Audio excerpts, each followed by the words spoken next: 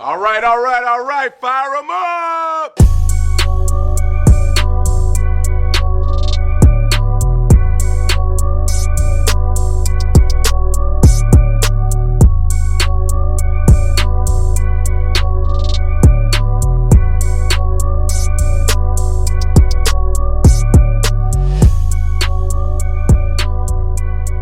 Hey everybody, welcome to the Genre of Your Life podcast, a show all about movies, TV, and the genres that define us. I am one of your hosts, Doug Jones. With me as always are my amazing co-hosts and two of my best friends.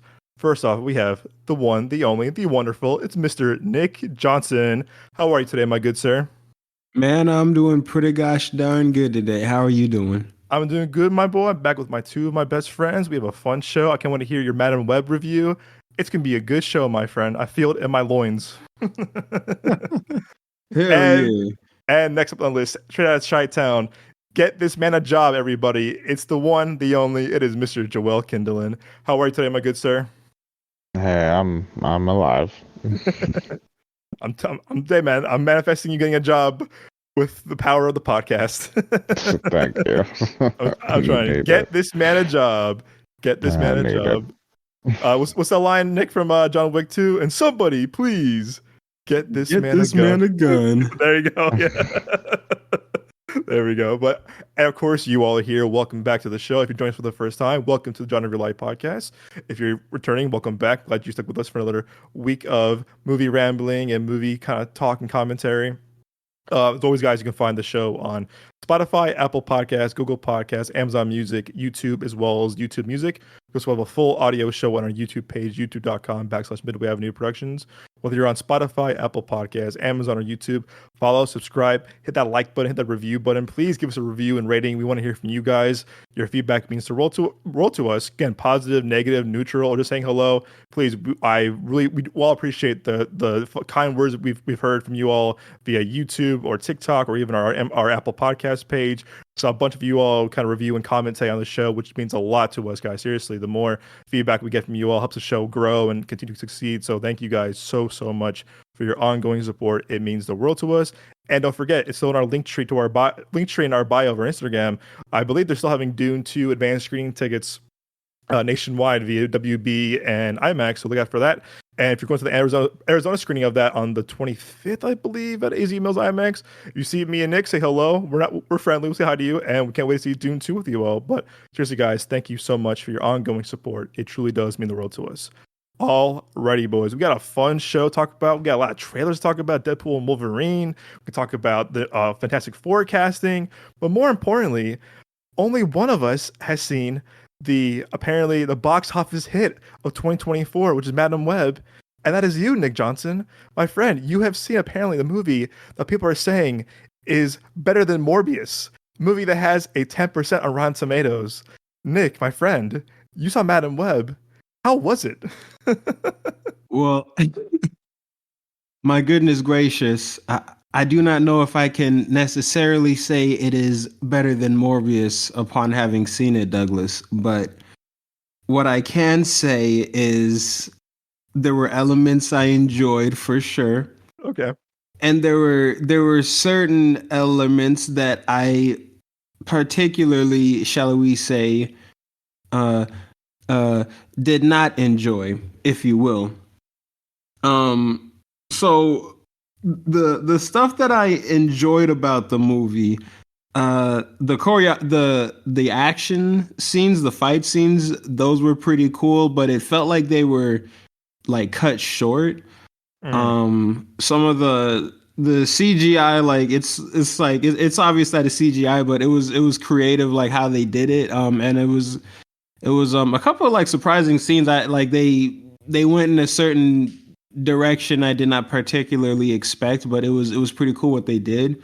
I'm trying not to spoil it, but and there was one there was a surprise actor / comedian in this movie that when I saw him, I got like real excited because I really like this comedian, and I was like, oh wow, I can't believe that this person is in it. I wonder what they're gonna do with them. And like long story short, again, no spoilers, but he's not in the movie for very long. And then it was like, well, what'd you cast him in it for? Like, what the hell? And like it was cool to because they kind of extended or expanded the Spider-Man mythology in a very interesting way, but also like it's obvious like who some of the characters are, but it's still kind of cool how they like incorporated them, but they didn't really feel forced in or anything like that, and they didn't feel like kind of awkward to be there, which was pretty cool. I think how they showed her powers was pretty interesting. But that kind of leads into like my dislikes of the movie. It felt very like kind of chopped together and a little bit just disjointed, like kind of like the Flash, matter of fact, where it's like it's a solid movie, like you can watch it and enjoy it for what it is, but it's like I kind of feel like this wasn't like the original version. Like I feel like there were some changes made along the way because certain points just didn't really like flow correctly, and you kind of had to make a leap of logic for what was going on sometimes. I don't know if that's the expression, but that's what you had to do regardless. But like other than that, and there was one character in this movie too. Like I heard that they had casted this character in this movie, and it's the antagonist Ezekiel Sims, and I got really excited when they said he was going to be in the movie because he was a really interesting and kind of mysterious character from the comics. My older brother, shout out to my older brother, he let me borrow one of his Spider-Man comics, and that was like my introduction to Ezekiel Sims. He was just this random kind of mysterious old man that also had Spider-Man powers, and like he knew who Peter Parker was. So it was kind of like, whoa, who is this guy? And all of that kind of stuff. So I was excited to see that he was going to be in the movie, but I gotta admit, I didn't like what they did with him. And it was just like a lot of the movie, like a lot of the dialogue in particular just fell kind of flat to me. I've heard that on like all the TikToks and reviews I'm seeing, how like people are saying like the dialogue is like laughably like the Room level type bad. Is that true? Yeah, it was like what Disney Channel original movie writer wrote this script? Like it was kind of like that, bro. Like I was like, they kept, excuse me, pardon me, excuse me, my bad. They kept trying to make it they kept trying to make a joke, and I'm like, hey, stop, because it's just like it was like this is not funny, man. It was just so awkward, but it like the movie for some reason just. You could tell that each joke they made, they were like, yo, this one is gonna kill. Yo, this one is gonna kill. Yo, this one is gonna kill. Like they just like the movie was just super confident in its own humor, which is baffling because of just how unfunny it was. Like you laugh at it, but not because it's funny. You laugh at it because it's just not funny. You kind of laugh ironically at it. That was a humor in this movie, and it was there was this particular shot at the end where I was just like, what? Like it was like I can't spoil it, but it was like there was when you watch the movie, and then when you think about the movie after you watch the movie, you think about that scene at the end, and you think to yourself, did they really need that? Like it kind of just felt like it was like it's like nothing really led to this. And like some of the character motivations were just kind of not really there. The writing just felt a little bit hollow, but something about the movie makes me wonder, like, is there kind of like a longer, more fleshed out version of the film somewhere? You know what I mean? Because it just again, it just kind of felt like we got to get it down to 2 hours. It felt kind of like that.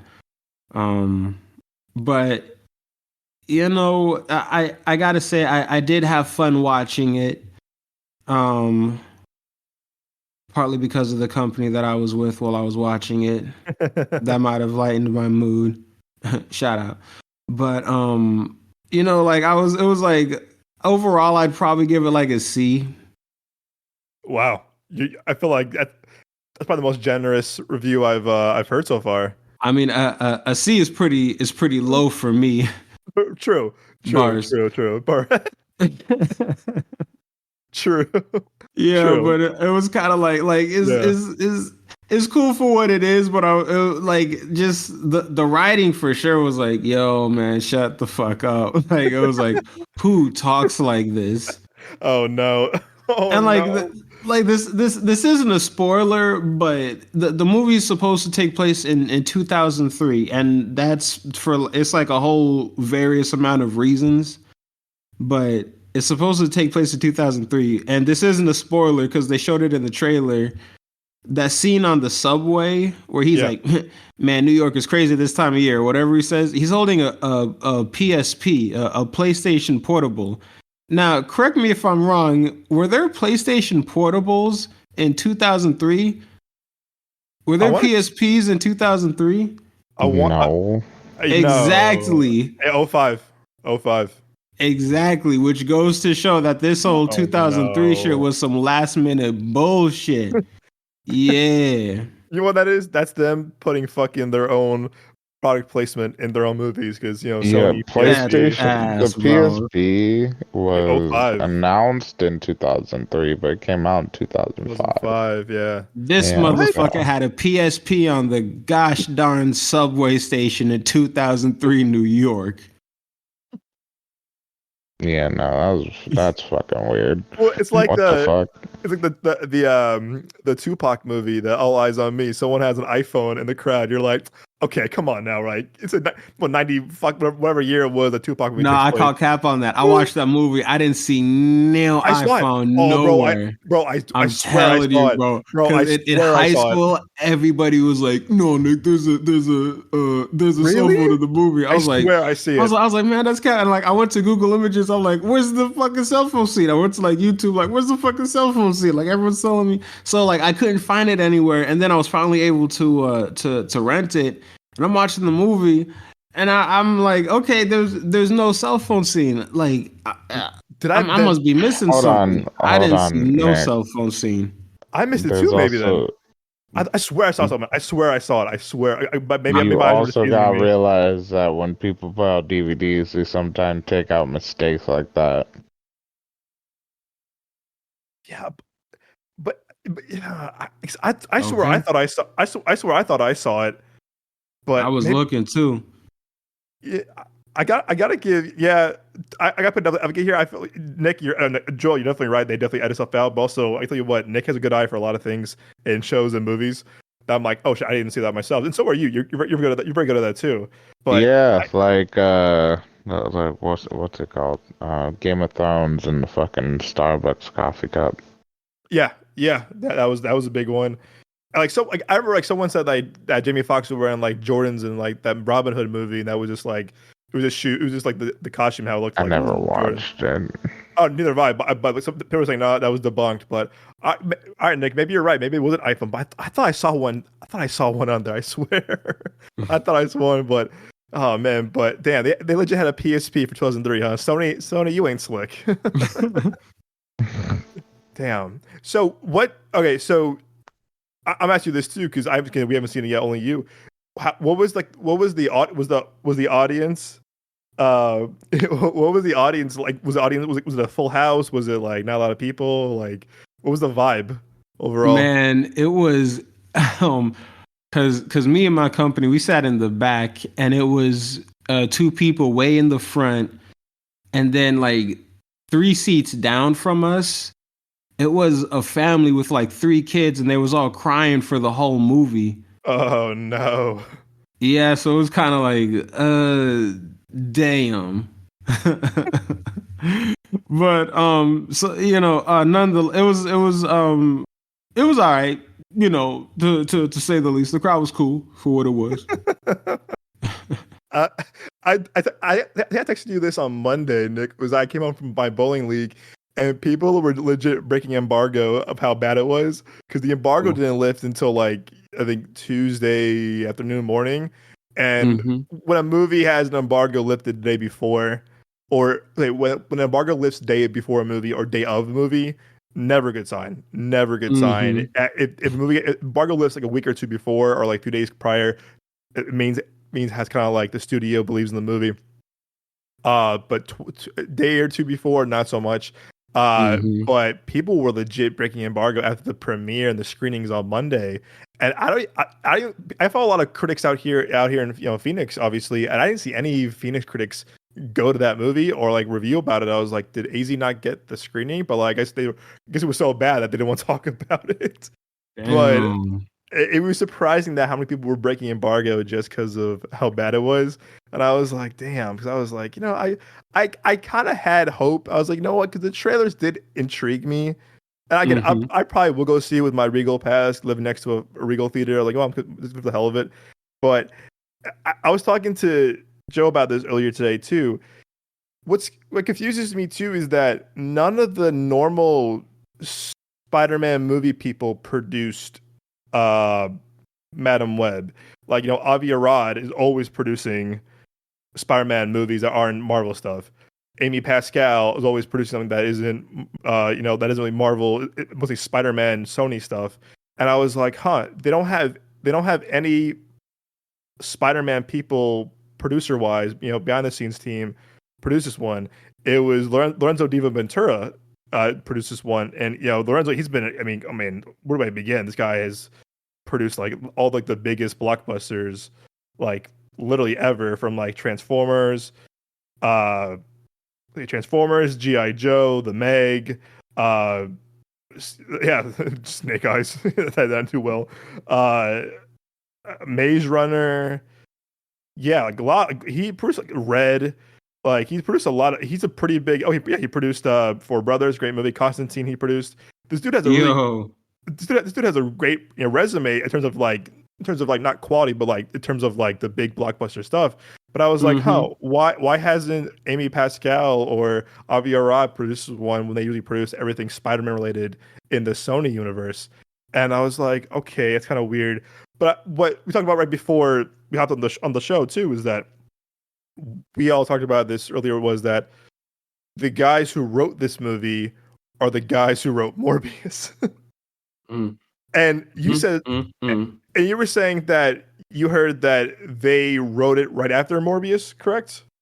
Yeah, like it was like they wrote the Morbius script and the Madam Web script like basically just back to back or something like that. Like it was really close together time wise, because they were just so confident in the Morbius script. They were like, "Yo, give us something else." LeBron was like, "You know what? Here go 2 more for y'all."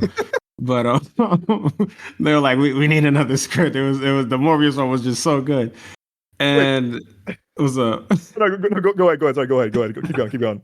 No, but and then they were like we need Madam Web, and so then they wrote Madam Web, and then they apparently like the original plans for Madam Web were for it to be a prequel to the Andrew Garfield Spider-Man movies, and then for whatever reason they changed it. Let's make it a prequel to the Tom Holland ones instead. And then for whatever reason they changed that too. And then they were like, fuck it, just make it 2003. And it's another Spider-Man universe. It's just completely separate from everything else. Jesus. So. Yeah, so we shall see. But there was some interesting stuff in it that, like, without spoiling anything, it's like I do kind of want to see how that ties in with everything else, or rather some other specific things that we've seen so far. You know what I mean? So, right. So yeah, I'll say that about it. And if hey, fuck it, if they made Madam Web Part 2, I'd probably watch it. maybe. All right, I got a couple of things for y'all, and Joe, one of these is the Spider-Man being bought back by Marvel thing, but three things real quick. What makes me laugh is that Dakota Johnson was doing press, and they'll ask her like, "So, like, you seen the movie, right?" She goes, "Nope, haven't seen it before. Nope, haven't seen the movie. Probably won't ever watch it." I'm like, "What? Like, huh?" That's crazy. Because dude, she did an ad. She's like, I could see the future like Madam Web. Not only are you gonna see the movie, I think you're gonna see it twice. Yeah, like that's an actual ad, bro. So the fact that she's like, I ain't even seen it yet, yo, that's crazy, dog. That's crazy. That's wild. People forget the actors get paid even if they don't fucking care for a movie, man. So they're gonna say whatever. Hey yo, what did Michael Caine say about Jaws 2? Jaws 2. Yes, he goes, never saw Jaws 2, but I saw the fucking house it bought me. Hell yeah. Yeah. I didn't see Jaws 2, but I saw the house that Jaws 2 built. Michael Caine in the building, ladies and gentlemen. Take a bow. Take a bow. Yo, thank you. I loved you in Kingsman. So okay, there was that kid. That's that, and then she fired her agent like a week after the movie came. No, she fired her agent like when the trailer came out. Apparently, like she fired her talent agency. Like, that's crazy, man. This was. Well, I know her agency was pissed. Like, we got you 50 Shades of Grey. God damn it! And she made hella money. That shit's garbage. Dakota Johnson left her talent agency WME for CAA only a week after the trailer for Morbius, Madam Web was released. This is via Variety, and someone said the decision raised industry eyebrows. Bro, I bet you. Okay, first off, things I don't get to is that my second point was that like Sony, like if y'all saw legit how bad Morbius was received. Like it somewhat made money. I think people were like, he was off the heels of like No Way Home, which is one of the best Spider-Man movies of all time. So like you had that going for you, but it was okay. Sure, that movie came out, but if Sony legit went into production after Morbius, like you said, Nick, if the script was already being written, if I was Sony, be like, yo guys, we gotta fucking rewrite this thing. Like bring in some like new talent, because like the director of this movie, CJ Clarkson, who I don't know her history that well. But she did The Defenders apparently for Netflix, and I'm like, yeah. But see, Defenders was kind of whack though. Oh, sorry, S.J. Clarkson is her name. My bad. S.J. Clarkson, Defenders, Jessica Jones. Jessica Jones was boring to me. She did 2 episodes of that. She did a lot of television. Yeah, she's a television director. Joe, what did you say? I said Jessica Jones was boring to me. Oh man, the show on Netflix, like the character was interesting. Don't get me wrong, and the backstory, but overall the show was just really slow. I like slow burn shows. Yeah, but man, was that show slow. I didn't finish season 3. I'm bored. I only watched season 1 and then 2 a tiny bit. I didn't watch season 3. Yeah, season 3 is where I fell off. I didn't like halfway through. I didn't even watch it in general because I heard mixed things. I like Kristen Ritter a lot. Keep going. Sorry. No. Go ahead. I insist. I was just gonna say my opinion, which is that the only good shows that Netflix did was Punisher and Daredevil. Everything else was lame. I heard Luke Cage was good. No, Luke Cage was dope. I didn't like season Luke Cage 1 was a little shaky, like in the second half of season 1, but like all of season 2, and especially the season finale of season 2, like that was it was chef's kiss, bro. I didn't really like Luke Cage because the story was good, just the action was shit. Because all he did was like throw people against a wall, and just one of those just knocked out. Like I know he's strong, but damn, really, that's it. I So mean, he I was throwing really, them hard I enough to wasn't. get knocked out with the super strength. I don't. What more do you Nah, need? nah.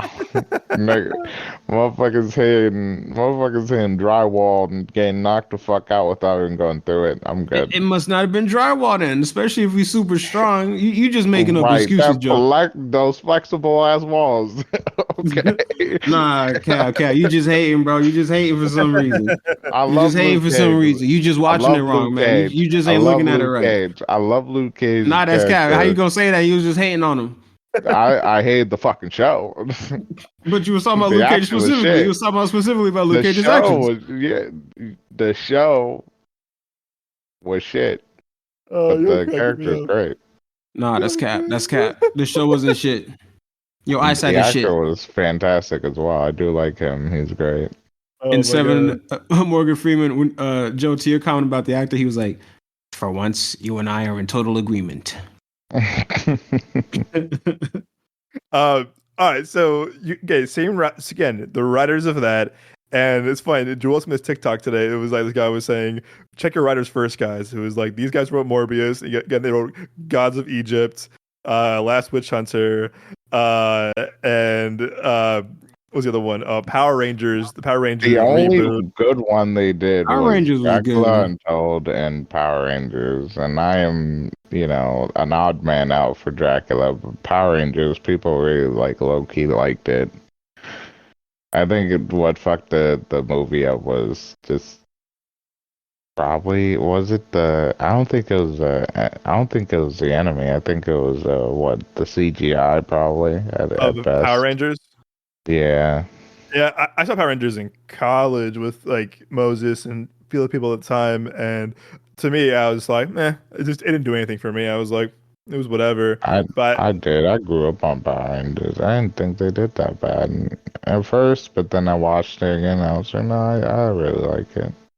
I think the casting is definitely the casting was definitely there. I just for some reason it just didn't click with me the way I thought it was going to be. That's what me kind of a lot of like, Yeah, the Red Ranger was in Stranger Things. yeah, that's kind of it was kind of his first big break, and then the girl Naomi Scott, she was Princess Jasmine in the Aladdin remake. And that Um, whack ass Aladdin remake. I I still didn't haven't even seen it. watch I Aladdin. still, I still haven't seen yet. Yeah, me either. My mom One loved day, it. She was like, "You need to watch it." I was like, "Okay, I will," and then never watched it. Nah, spoiler alert. Don't watch it. You're gonna save yourself some time. is it not Will Smith? That's hot. That's hot. Like Will Smith was cool in it, obviously, but it was just like, oh, my main problem with it is they're like, yo, we got Guy Ritchie to direct the movie, but it doesn't feel like a Guy Ritchie movie. It just feels like Yeah, that's weird. a basic Disney movie. So that's my main gripe about it. That's weird. Yeah, like yeah. Why do you have Guy Ritchie? Like that could have been anybody. That movie could have been made by anyone that than any Guy Ritchie. Like they're not shooting gangsters in London or Brad Pitt like an Irish gypsy. Like what? Mm-hmm. So sit writers. I don't get that personally. So that's my other point. But my third thing too is that like this is what I mean. I don't think they're writing Craven the Hunter, and I hope not. I could be mistaken. I think they have other writers on board for Craven the Hunter, but if they are, fuck, because I was somewhat looking forward to Craven because it's given an R rating. It's Aaron Taylor Johnson, who I like a lot. You got Russell Crowe in there, and I was kind of optimistic about it, but now I feel like minus Venom and Venom Let There Be Carnage, like they're kind of shitting their bed right now with these Spider-Man quote unquote universe movies.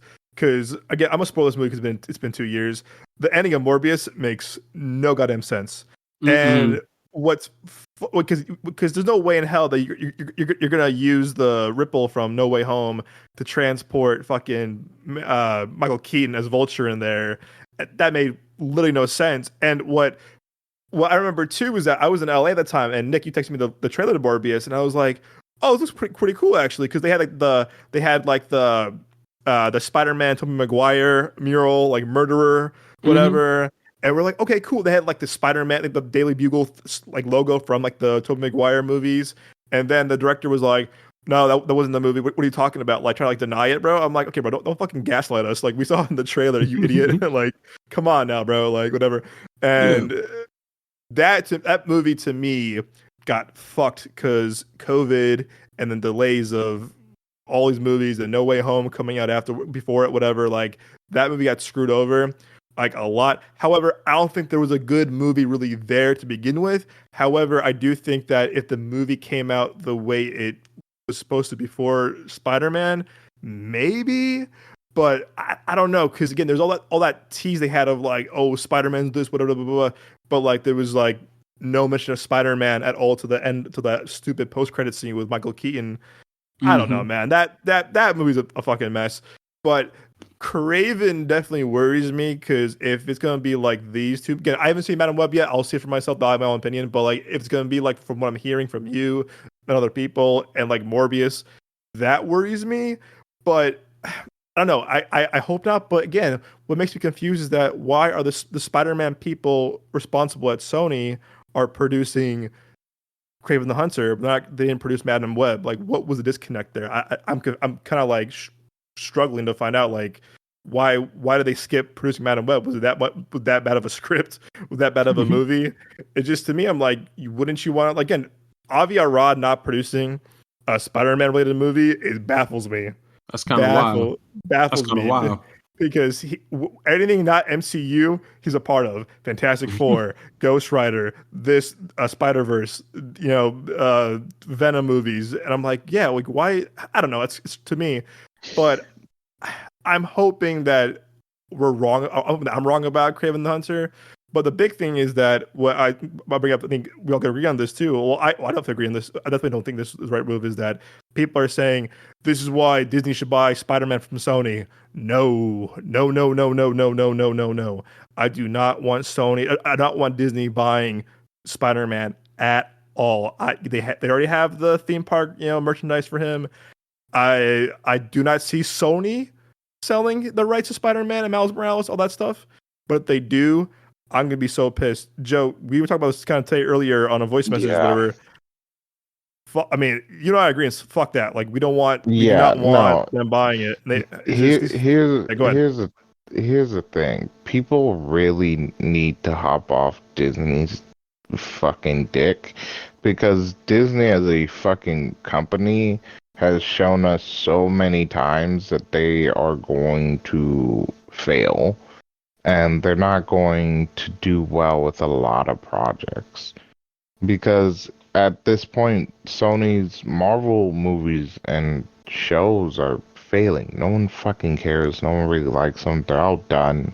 And with Sony, if it's produced right and they get good writers, they can do these movies really well. They honestly, they just need to stop worrying about timeline and stop worrying about what other people are doing. And Sony can kill it in the movie industry because they've done fantastic movies. But Disney has, been losing money, so they're rushing movies and shows. They're trying to buy other companies to try to make up for their massive amount of losses that they've been having. Like, Disney is not a company to be trusted with the Spider-Man project, especially because we don't need to continue needing a child-friendly Spider-Man. We don't. Because Spider-Man is an adult, he needs to go through a lot of things, and the problem with Disney is that they're going to continue to try to keep a lot of things child-friendly. You know what I mean? And they tried that with Deadpool, and because of Disney, we had to, have like a PG-13 Venom instead of a rated R Venom. And it was still good. They still did fantastic, but, we didn't have the real Venom. And so, like, people need to stop being like, Disney needs to buy this, Disney needs to buy this. Like, no, Disney doesn't. What Disney needs to do is calm themselves down and sell some of their fucking property, aka Lucasfilms. and a few other things, and just like at this point, I don't understand the blind faith that people have in Disney. They did well for a time being. They're not doing well now. Yeah. Wait, when you said Deadpool, you mean like the PG-13 Deadpool they did a few years ago? Yeah, PG-13. They tried that. That's why I said they tried. That was kind of weird just because of like they were doing it for charity, but it was definitely a failed experiment. Again, they were in the right place of trying to do the proceeds for charity. I get it, but also it might have been it was for cancer research, which again Ryan Reynolds is really passionate about for like his charity and stuff like that, which I admire him for that. But yeah, I think that also was that not doing well, unfortunately, not because of what was standing for, but like not doing well, I think also was like this is why Deadpool should not be rated PG-13. It works rated R. I think it was also them. Yeah, because probably Disney was still probably pressuring them to be like, all right, we really don't want this to continue being rated R. Oh yeah, and so it was probably they were bought at the time. Fox was bought by Disney at that time anyway. So you're right. They're probably a little experiment from them. So, Ryan Reynolds was probably just like, all right, let's just do this. Let's do it for charity as well to make sure people still want to come see this so it doesn't fail as bad. But I also think, just like you said, I think it was Ryan Reynolds trying, the production and everything, trying to show him, like, this wouldn't work as a PG-13 fucking film. Oh, no. There's absolutely not. So I think that's what they were trying to do with this. Like, even though like it was for charity, at the same time it was just them trying to show like, yeah, this won't work. Yeah, no, and again, it didn't do the way they thought it was going to do. Nick, I mean, it's so again, I think you and I we both liked the Venom movies because we saw them together. How do you feel about where the Spider-Man universe stands right now with Sony and Disney? Like, how do you feel about it right now as a fan, as someone who admires the Spider-Man movies too? Like, I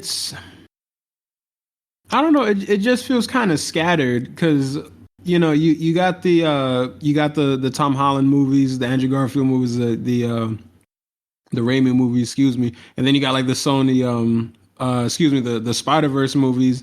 And like that's kind of like its own thing, and then you have like the Venom movies and Craven's about to come out, and Madam Web and Morbius, and it's like, are these all in their own universes too, or are they all in the same universe? They're all Spider-Man characters. Which Spider-Man is their Spider-Man?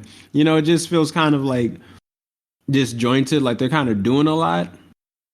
That's not to say that you cannot enjoy the films or have a good time with the films, because however you feel about the films, like me personally in general, it's like it's always a fun experience watching it, no matter the quality. But generally speaking, it's disjointed, but it's still fun to watch.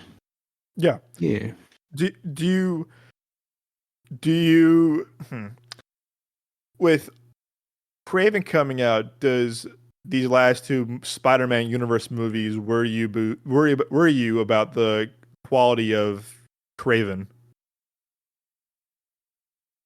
What you mean?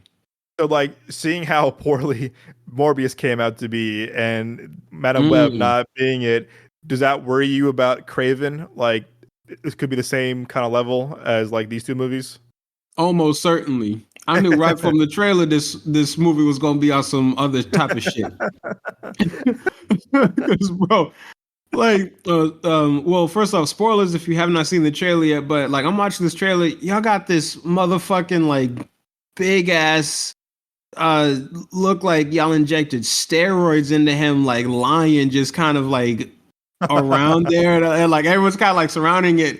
And then little 14-year-old Craven gets like eaten by the lion, and in the trailers, dad's like, "Yeah, leave him to die." I'm like, "Yo, this motherfucker is crazy." Like that's insane. That's a child. That's your child. So it's like that's kind of crazy. And then flash forward, it's Aaron Taylor Johnson, and it's like I like Aaron Taylor Johnson Two, and it's like, I want to see him in more movies. So like with this movie, in my opinion, I don't see him as Craven, but it's like fuck it, because I don't see him in nothing else. So the casting is interesting to me, but it was like, okay, so he has superpowers now. Don't okay, sure. It's like I wasn't expecting that. Don't really know how I feel about it, but sure, it can still be a fun movie. But I will say this: the dialogue in the trailer, as choppy and kind of corny and awkward as it was, that was almost all of the dialogue in Madam Web. You know what I mean? So just like imagine listening to that for like 2 hours. Shit. Yeah. Boy. But with like cool visuals and cool action though. But with that bad dialogue. So a mix of both. The trailer, what I didn't like that the trailer did made it feel like an how can I say this? It didn't feel like a villain movie. It more felt like an anti-hero movie, I guess, like a sort of like a Deadpool type of thing. Yeah, but that's what all of them are doing. Because when Venom started out, he was a villain. When they made the movie, he's an anti-hero now. When Deadpool started off, I'm pretty sure he was a villain. Now in the movies, he's an anti-hero now. Yeah. Well, actually, Deadpool. Well, with the comic books of Venom and Deadpool, they both become anti-hero, which is more acceptable. They both become anti-heroes. They don't necessarily start off as anti-heroes. And with Deadpool, that one's a little difficult. He never was really a villain. Because his backstory, the only real time he's a villain, I feel like, is the story of when he was still in the group with Wolverine. So he has gone against Wolverine, but overall, like, outside of that, when he wasn't in the group, he was just doing whatever the fuck he wanted. Okay, you got me. So that's different. I can understand the Venom thing, but Deadpool was never, really a villain. He was more just, he was a part of the group. His dad was the leader, and of the whole squad, the fucking commander, the guy that Wolverine does kill at the end, I think, or was he originally? I don't even remember. But, Deadpool is a part of that group, they're telling them to, hey, find Wolverine, kill him. He does that, or tries. But overall, like, outside of that, he's basically always been an anti-hero. Just doing whatever the fuck he wants. Falling in love with Spider-Man, shit like that. Spider-Man! As Willem Dafoe greatly says. All right, well, I think we got a lot. I mean, again, not a lot, but like, it's definitely curious to see. I don't think this movie's going to do well. This Madam Web's going to do well, but I think we all agree that I think Sony should keep the rights to their golden goose of Spider-Man. But I do think going forward, they gotta stop fucking around and stop making movies. Again, I haven't seen. We haven't only you seen Madam Web, Nick. Only me and Joel haven't seen it. But from what I'm hearing, from what you're saying, and from what I saw from Morbius, as someone who also actually does enjoy the Venom movies quite a bit, actually, I probably hope to have better quality Spider-Man universe movies going forward. Again, I'm going to be optimistic for Craven, given the people involved. Do I have high hopes for it? No, but it is what it is. But I like to see Sony keep theatrical rights to Spider-Man as long as they can. Just make better movie, be better. Like as Ryan Gosling said in Crazy Stupid Love, be better than The Gap. Be better than this. Be better than these two movies. But I have hope. But like they should have this. And also too, just tie it. These Spider-Man villain movies have a universe of their own, and make Miles Morales your Spider-Man. If you can't do Peter Parker, have a Spider-Man, but like just Toby or Andrew. But people are saying too, like why did Sony not green light Amazing Spider-Man 3? But these piece of shit as well as Morbius, and they're not wrong. They're not wrong. I'm just saying. But people want Andrew now. Yeah. They do want Andrew because people were they were mean on him when they his last two his first I and only have two loved movies. them since the first two, and Doug can, you Oh, yeah. know, tell you, Uh, like, I loved Andrew when the movies came out. That was my Spider-Man. but No Way Home reconfirmed that like people wanted to see more of him. But Hmm. again, from what you're telling me too, Nick, that like it was supposed to be Andrew Garfield's universe. Okay, that was Tom Holland. Now, from what I'm hearing, it's just its own thing in 2003, where they have PSPs 2 years before they came out. Uh, but but again, I'm looking. Again, I'm not looking forward to seeing it. But I'll definitely watch it and give you guys my thoughts too. But yay! But I'm glad I'm glad one of us saw it, and I'm glad it was you, Nick, because I feel like you had definitely have a Yeah. better insight on this stuff than we did. But keeping the vein of Deadpool and superheroes, yo, let's talk about this fucking trailer, boys. Deadpool and Wolverine. The trailer dropped during Super Bowl Sunday. For some reason, we were watching on Paramount Plus at a friend's house, so they didn't show a lot of the trailers, only like the same old cringy ass Matt Damon and Ben Affleck, like Tom Brady Dunkin' Donuts ad. It was so cringe, but like, What? dude, Mm-mm. it's this cringy ass Dunkin' Donuts ad with like starts off with Jack Harlow and Ben Affleck in a car, then it's Ben Affleck, then it's Matt Damon, then it's Tom Brady, then it's J Lo looking embarrassed. It is the most cringe ass commercial I've seen in so long. But I don't like, like that, Doug. it's so cringe, bro. It's so cringe. And like the look on J Lo's face was my face. I was like, yeah, what the fuck y'all doing, bro? Like, y'all have enough money. Why are you doing this? Why are you like this? Or what does Michael Scott say in The Office? Why are you the way that you are? There's Yeah. so there's so many Why are things you that the way that that you are? there's so many things I hate that you choose to be.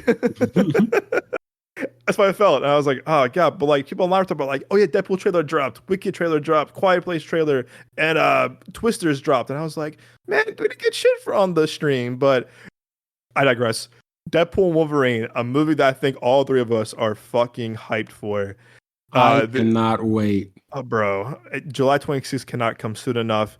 This is Hugh Jackman coming back after him quote unquote retiring from Logan, which is now 7 years ago, which is hard to believe. And this is the first Deadpool movie that we've had, and now going on 6 years, which is hard to believe since Deadpool 2. Um, and this is Deadpool's first appearance in the MCU since the acquisition of Fox by Disney. Nick, I'll start with you, my friend. The trailer, Deadpool and Wolverine trailer dropped. It was good. It was a good teaser. How you feeling about it? Are you excited even more? What's your thoughts about it overall?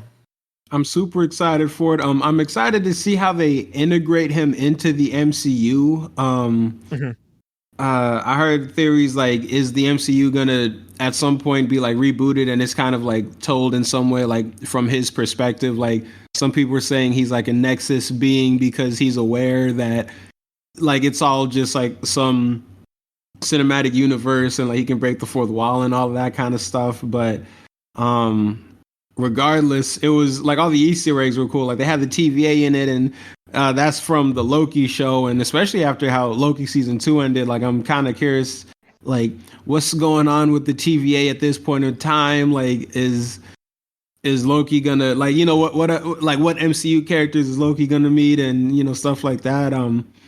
Um yeah, I'm excited for it. I'm kind of surprised they didn't really show like Vanessa and like all of his other friends and stuff like that. Like they were just kind of only in the beginning, and then you kind of just like obviously it's for the trailers to get people hype, but it's like I also kind of wonder like how long are they going to be in it? What role are they going to play in it? Things like that. But I'm excited. Obviously, I'm excited to see Hugh Jackman come back, and he's going to be in the yellow and blue Wolverine Mhm. suit. Like, man, I'm excited for that, and I am excited overall to see how they like bring back the X-Men because especially because of the end credit scene from the Marvels. It's like, okay, that's kind of interesting, and it's like X-Men cameo supposedly. For those of you who haven't seen the movie yet, So I wonder if they're bringing back a few of the original cast to do like cameos for that. hmm or if they're all just gonna be in like Secret Wars or something like that. Yeah, that'd be dope. I think this movie, I think what this movie needs to do well is succeed so they can do Secret Wars. Because I feel like Mm. right now, MCU's in right now not the best state as it was a couple years ago with like, I think phase three and before. Um, but this movie needs to do well for Marvel for them to get back their fan base and their core fan base, but also too to set up their next couple of movies. So I feel like the movie is very pivotal for them in terms of a lot of different aspects and elements. Joe, as the biggest Deadpool fan I know, someone who put me on Deadpool during high school, obviously. How are you feeling about the trailer overall? Did you like it? Are you more excited? Like, what are your thoughts on the Deadpool and Wolverine trailer? I am very worried. No, I'm joking. I'm fucking excited. Because here's the thing, and I know you have worries because of how they're gonna do everything with Deadpool and Wolverine, which is a TVA, which not everyone watched the Loki show, which I highly recommend. It's fucking fantastic, like it really is. So but I don't think the TVA is gonna be the big major player that people might think it is. I think it's gonna be like, hey, this is how it's gonna be. Like, I think Deadpool's basically just gonna be like, oh my god, I can do this, and then go off and do some shit. And then the TVA is just background noise. I don't think Loki is gonna meet anybody because, where he's at this point in time. But overall, I'm excited. I think the movie's gonna be great. I think with the trailer, I think we really only got the beginning. I don't think we have the middle or towards the end. I don't think they showed us anything super important except for the beginning of the movie. So I think they probably showed us a good 20 minutes of the movie at best, I would say. And that's why I feel like, other than that, I'm gonna avoid from if they have any other trailers, I'm gonna avoid it. Hopefully they don't show too much and the movie comes out and we have this fantastic thing, because you could already tell that Ryan Reynolds and Hugh Jackman already have good chemistry, and they have always done fantastic with their characters, especially Hugh Jackman as Wolverine. He's always done such an amazing job. So, with such good chemistry between the actors, and then them both being the perfect people to play these characters, it's really gonna do amazing, I feel like. So I'm very much so excited to, see the movie and see what happens.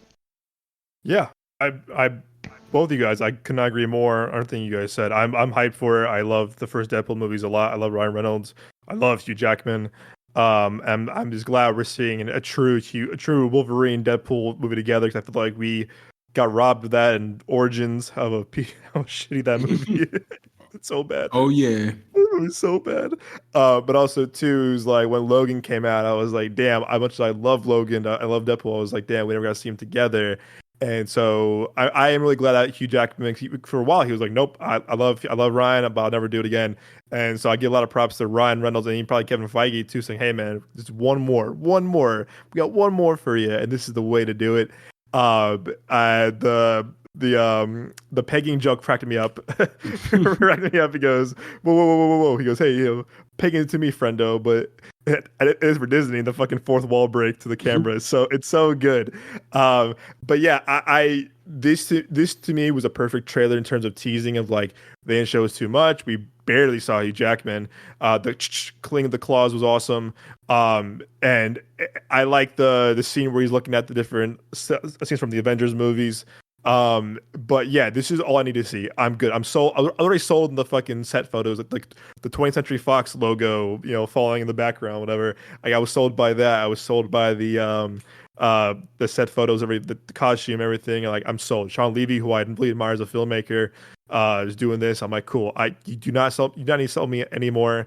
So I will also probably, when the movie comes out, I did the same thing with No Way Home. I muted like Spider-Man, spiders, Ben, man, I don't anything close to it. Andrew, Toby, whatever. I muted everything off my social media, and I took a fucking went cold turkey. I was like, you know what? I'm not checking YouTube. I got off TikTok, whatever. I was like, I refuse, because I was like, I don't want anything ruined for me. Spider-Man. I will probably do the same thing. I'm hoping all three of us get a press screening for this, because that would be fucking awesome. We can avoid like all the things, whatever. But what I will say though, and what Joe definitely talked about too. I mean, this is kind of like my kind of fear too. Was that not fear, but like what definitely kind of not I say worries me is that the casual fan. I hope they explain the TVA well for the casual fan. Here's what I mean. Someone like my dad, for example, he loves the first Deadpool movies. He's not kept up with anything MCU stuff except for like maybe Spider-Man. That's about it. Doesn't watch any of all the Marvel TV shows or Disney Plus shows, whatever. And a lot of people I know too, like some of my friends, some of my other coworkers, some of my family members, whatever. Other kind of movie fans, friends that just love Deadpool and like has only seen the Deadpool movies. I hope the TVA is explained well for them because I feel like if they're gonna be like, "Who the fuck is TVA?" They don't explain it well. They might be checked out. I have faith in this movie, and I have faith in Ryan Reynolds and Sean Levy and everyone. I say, "Hey, what? We're gonna explain it for the casual fan because if you know what TVA is, you might get lost." But to Joe's point, I don't think it will be a huge like story like catalyst or story kind of like arc. But if it is, I hope they explain it well for the casual fan who've only seen the first Deadpool movies. Like, if you haven't seen Loki or whatever any other multiverse movies, but you're only a Deadpool fan, I do hope they explain it well enough for the casual, non-Disney Plus watching audience. But that's my thing. That's my kind of like only kind of like worry. Also, too, is that I hope that what the beauty of the first Deadpool is that how low of a budget that movie is. It's like a $50 million budget movie. And Ryan Reynolds says like, yeah, we had the catering budget for the Avengers movies for our movie, which is really funny. I think what we learned this last year with a lot of the big movies, The Flash, Indiana Jones, Aquaman, Blue Beetle, a lot of the big, summer Mission Impossible, for example, too. Fast and Furious 10 as well.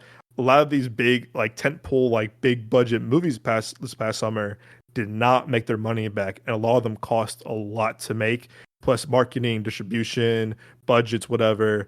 And so the returns on those were not good. Remember, Indiana Jones lost $300 million on a return. The Flash lost a lot of money. Fast 10 barely broke even, but it just wasn't as good as it wasn't as financially, huge as the last few movies. Mission Impossible, movie that everyone's hyped for, did not make the money it returned either. I also had a huge budget. I hope that this is a Disney MCU movie. I hope the budget is still modestly decent because you don't need a $200 million plus movie for Deadpool. I think Ryan knows as a producer, as a writer, he knows that he probably get more money on the back end the way he did with probably the first two Deadpool movies. And I think Hugh Jackman probably has a pricey quota as a talented, amazing actor that he is. So I hope that the budget isn't too crazy because for Deadpool, you do not need a $200 million plus budget movie. You don't need an Avengers or Spider-Man level budget for these movies, but they do. I hope they use the budget well because I think, again, the charm of the last two movies is that they were lower budget movies that worked and they made a huge return, a huge profit off of their smaller budgets. Again, it's more of a kind of inside baseball thing for us filmmakers and movie fans, whatever. But that's my two kind of concerns is that TVA being explained for the general audience, again, aka someone like my dad or the non-Disney Plus watcher audience, and the budget too, of keeping the budget modestly relative, so you're not breaking the bank, but also not losing too much money. I doubt this movie broke No Way Home's record, the most reviewed trailer in 24 hours, with like $370 million reviews, which is crazy in the first 24 hours. But that just shows that people are hungry for a good superhero, a good MCU movie like this. And Deadpool is such a huge character now that they want to see how he fits into the MCU going forward. But I love the trailer. I'm hyped for it. I'm excited for it. I think Ryan and Hugh can do no wrong, and I'm looking forward to seeing the first quote unquote rated R movie in the MCU too. And like I said, like you told me a few weeks ago too, Nick, that Blade's gonna be rated R now too. So thank God. For real, bro. I know. So again, the TVA thing might be a little bit a nitpick, but I was just like, hope they explain it well for the the casual audience, because I feel like when the Disney Plus shows came out, people were like, I want to do homework to watch a movie, and it's like you don't really have to. Multiverse of Madness, you might appreciate more if you watch WandaVision, but I think you can watch it without, despite the flaws of that movie. But I think this movie's gonna make a lot of. I think this movie's gonna make a lot of money. I'm calling it now. What is it? February 15th. I bet you this movie's gonna make over 200 mil. opening weekend. I can see it. Because the highest grossing rated R movie all time is Joker, with like over $1 billion. The highest opening movie for a rated R movie is Deadpool 1 with 135, I want to say, $1 million. It's like Deadpool 1, Deadpool 2, It Part 1. So I do think it will pass the first one. I think it might cross 200 mil opening weekend. I think it might be the biggest opening for a rated R movie ever. Just given like people how well the trailer did and how well people love Hugh and Ryan or whatever.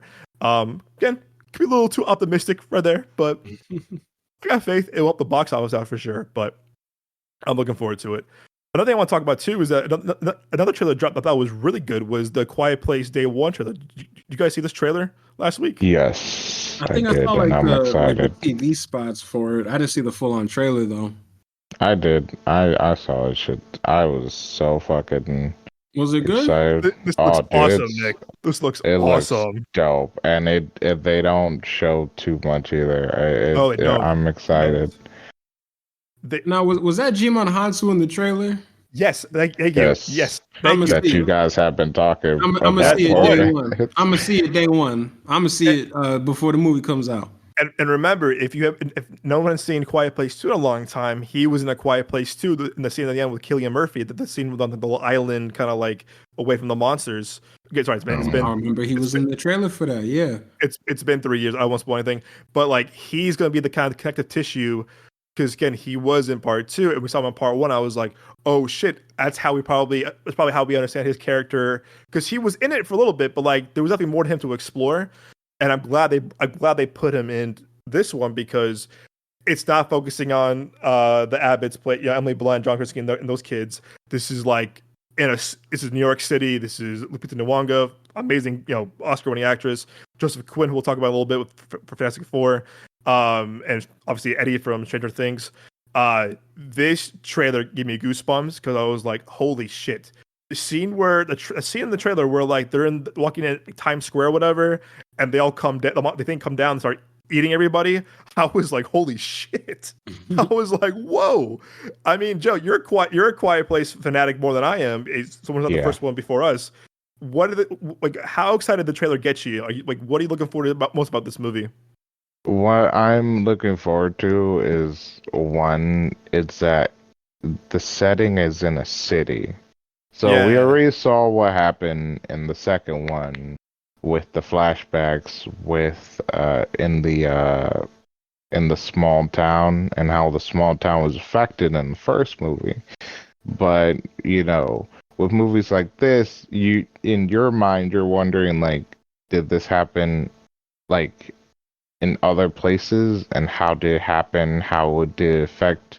Like, did people catch on? How quickly did they catch on? So on and so forth. Like, these questions pop into your head as you watch these movies. It also has a city person, you know what I mean? Like, living in a big city like Chicago, you're wondering, like, man, what would happen? And how would that look if, like, it did happen in real life?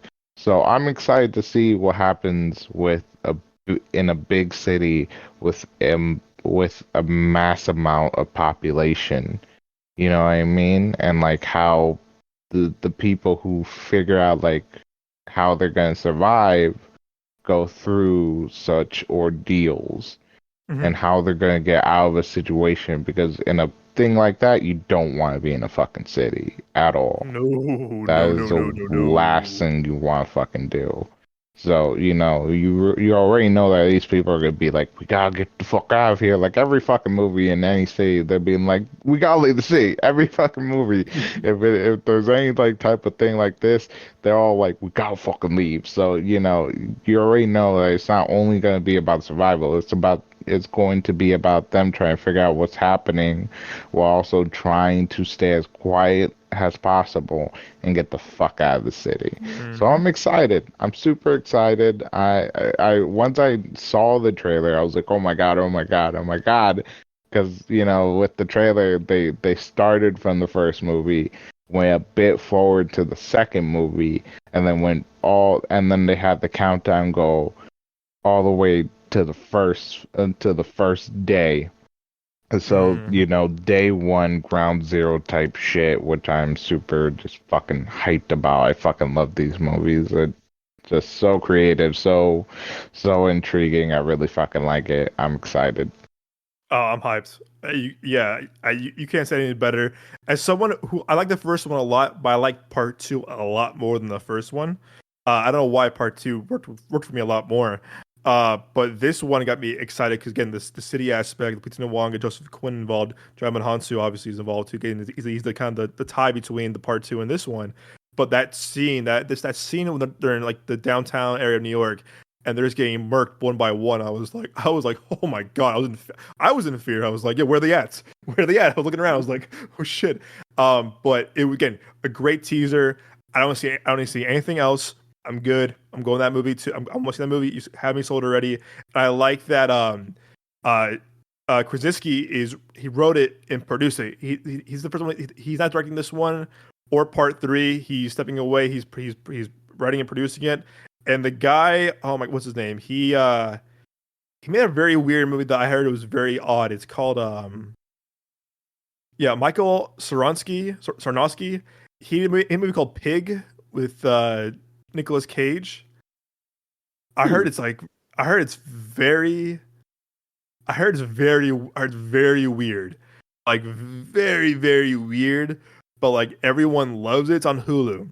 Like someone he's a truffle hunter in like Oregon. Like someone takes his pig, and like the only line of the movie is like, "Where's my?" In the trailer, it was like, "Where's my pig?"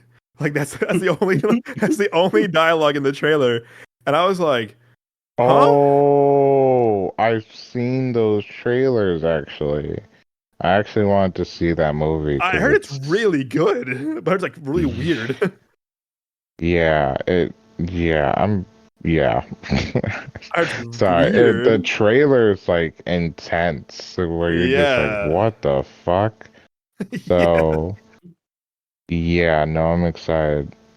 So I like that. So they had this guy who's a relatively unknown filmmaker. I mean, right now he made three short films, and like did like a few episodes of this TV series that like no one saw. Apparently, and then he's doing this. So I feel like having Krasinski pick this guy out, I bet you that Krasinski loved Pig, but also probably saw something in this guy like, hey, you know what, this guy probably something in I want to give him a chance to take out my franchise like this. But yeah, I'm hyped. I like that we're going back to day one. I like that like it's getting city vibe, great actors involved. So again, sold. No more marketing. I'm there day one, literally day one. All right, next on the docket. So this is the one that I think is probably the most controversial of the week. And, I was surprised how much backlash this is getting. And I was like, I thought it was going to be more beloved, which is the Fantastic Forecasting. And, it kind of dropped out of nowhere. Not nowhere, but like on Valentine's Day. But like, I think we all knew this. We all heard the rumors the past couple of years of like, who's it gonna be? Who's gonna be? It's gonna be this person. Like at one point it would be Emily Blunt and Krasinski and Zac Efron and someone else. And one time it was gonna be, was that like Adam Driver, right, or Margot Robbie and like I don't know. You know what? I do remember that. That would have been really interesting. You're right. And I was like, okay. Adam Driver in particular. I was like, okay, I can see all of this. And then the past couple of months, it's been Pedro Pascal, Vanessa Kirby, who are now the cast of Vanessa Kirby, Joseph Quinn, and Ebon Moss. His last name always loses my mind. He's in The Bear, which I love that show so much. He plays a cousin Richie. Eben Moss, Bacharach, who are again all of them are great actors and actresses respectively. And again, it dropped yesterday. It was like everyone was talking about it. Nick, some of you first again, my friend. The casting overall, what are your initial thoughts about it? And another thing I'm asking you guys too is that, do you think this is going to be a time period piece or like set in a different universe? Excuse me. Now that's an interesting question. Like, as for the casting overall, like I like Pedro Pascal as an actor. And I think he's going to do a really good job with Mr. Fantastic. I don't know necessarily that he was my first choice. Like it just seems kind of like Benedict Cumberbatch casting, where it's like, it just seems a little bit too easy. Like this is what everybody is saying. They want the casting to be, so let's just cast them. It feels kind of like that, but I think it's going to be good in the movie. As for like where do I think it would take place? That's actually kind of interesting because it would be kind of interesting if, let's say, like, I don't know, maybe in like the 90s or the early 2000s or something like that, right? Like some point in the past, but not the too distant past. The Fantastic Four, they're like kind of doing their mission or whatever, where they gotta, there's like a wormhole or a black hole or something like that approaching Earth, and they got to go investigate it or whatever, yada yada yada. They, excuse me, they go in and they end up getting like sucked into like whatever this is, or like it's like a rip in space time or something like that, something sci-fi. They end up getting like sucked in, so then that's just where the whole movie takes place. So they, and that's also just to like do something a little bit different. Instead of it always taking place on Earth all the time, I figure, why not just have it take place in another sci-fi dimension, and they have to fight other sci-fi villains, and maybe there's this character called like Annihilus who lives in the negative zone, so maybe that's where the Fantastic Four end up, and they end up having to fight this guy Annihilus in the negative zone, and maybe they allude to Galactus and the Silver Surfer or something like that. And along the way they're learning to use their powers, and then by the end of it they return back home. They get back to Earth, but it's like 20, 30 years in the future. So they come back out in like the 2020s, basically. So it's like, it's, that's where part 2 comes out, or that's where part 2 takes place. Ooh. I like that, because I feel like they're probably going to lead up, this guy comes in 2025, probably lead up to Secret Wars, I assume, right? Yeah, and that would be dope, because apparently the Secret Wars comic, it was almost like a love letter to the Fantastic Four, or it was like a farewell to them, or something like that. Like they were really central to it. But it kind of feels like if y'all are gonna do something like that with Secret Wars, it would have been cool for y'all to have made the Fantastic Four movies like way back when. Like, y'all probably should have started this like phase 1 or phase 2 or something like that. I mean, because it'll be 10 years when the movie comes out, if it comes out, or when it comes out, or it could be changed again. It'll be 10 years since that boo-boo ass one we had. That one was such a disappointment, bro. Oh my gosh. That got awful. I felt like such an idiot. When the trailers came out, I was like, yo, this is going to be dope. This is basically if Nolan did the Fantastic Four, because it's going to be more realistic and grounded, but it's Fantastic Four because it's Josh Trank, because he did Chronicle. It's going to be fucking fun. I was the only person in my entire fucking high school that was defending that movie, bro. And I saw it in theaters. And I was like, hey, yo, what the fuck? I was in awe of just how utter garbage it was, man. I was like, yo, I went back to school the next day. They were like, so what did you think? Like, none of them had seen the movie, but they fucking knew. Just by the way I walked up, they knew that shit was ass. Again, we would have been friends.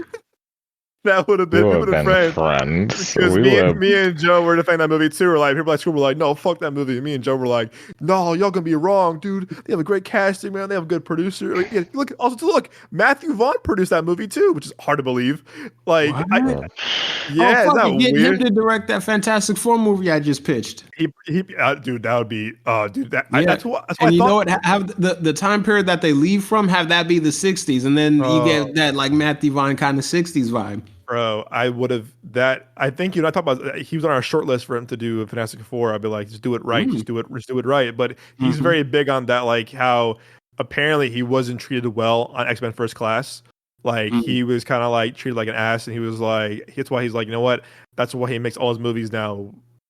He finances all of his own movies now, because then he finds a studio to partner with because of how shitty he was treated on First Class. In the film turned out awesome, as we all said last week, a few weeks ago, on the ranking of his movies.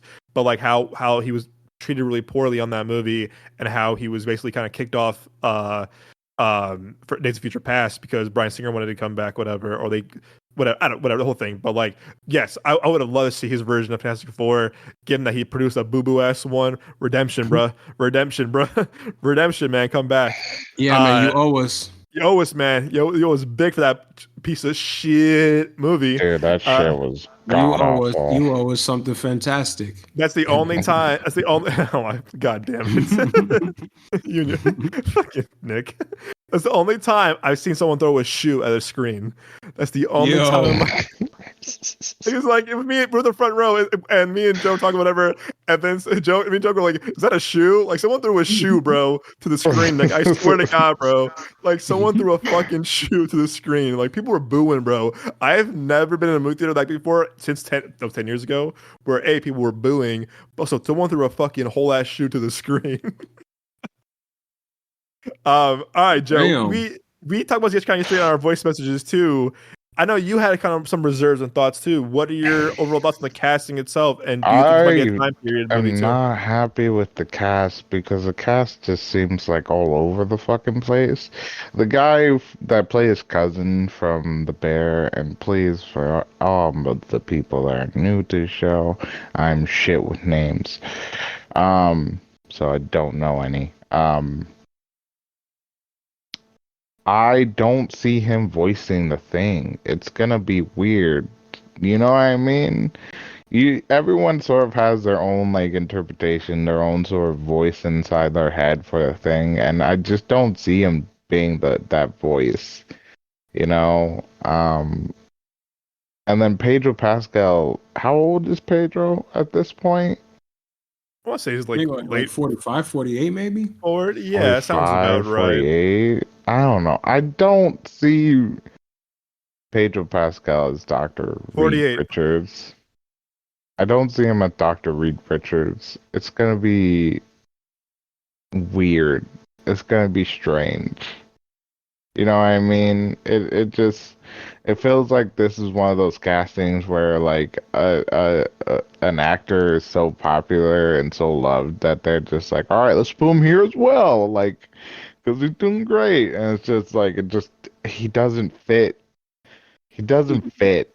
It just doesn't fit the character. He doesn't fit the character at all. I don't know the chick, if the woman, the actress. I don't want to say chick. Oh, Vanessa Kirby. Can you tell me a movie she's been in? And maybe Mission Impossible Fallout, bro. She was in the last. You guys know I'm not Mission Impossible person. She was in the last few Mission Impossible movies. She's also in Hobbs and Shaw. Which one did she play in Hobbs and Shaw? She played his sister, Statham's sister. Oh, okay. She did pretty well there. That's the only movie I've seen her in. I have not been watching Mission Impossibles. Good in those. You got to get on that, bro. You got to get on that right now. She's good in those. Her role got bigger. Her role got bigger in Dead Reckoning Part 1. She had more of a smaller-ish role in Fallout, but like they kind of expanded her character a bit more in the last one, and she's good. She's good, but she's more of the unknown, I guess. Well, sorry, keep going. And the younger guy from Stranger Things, I can sort of see how people are sort of excited for him to be on it because of his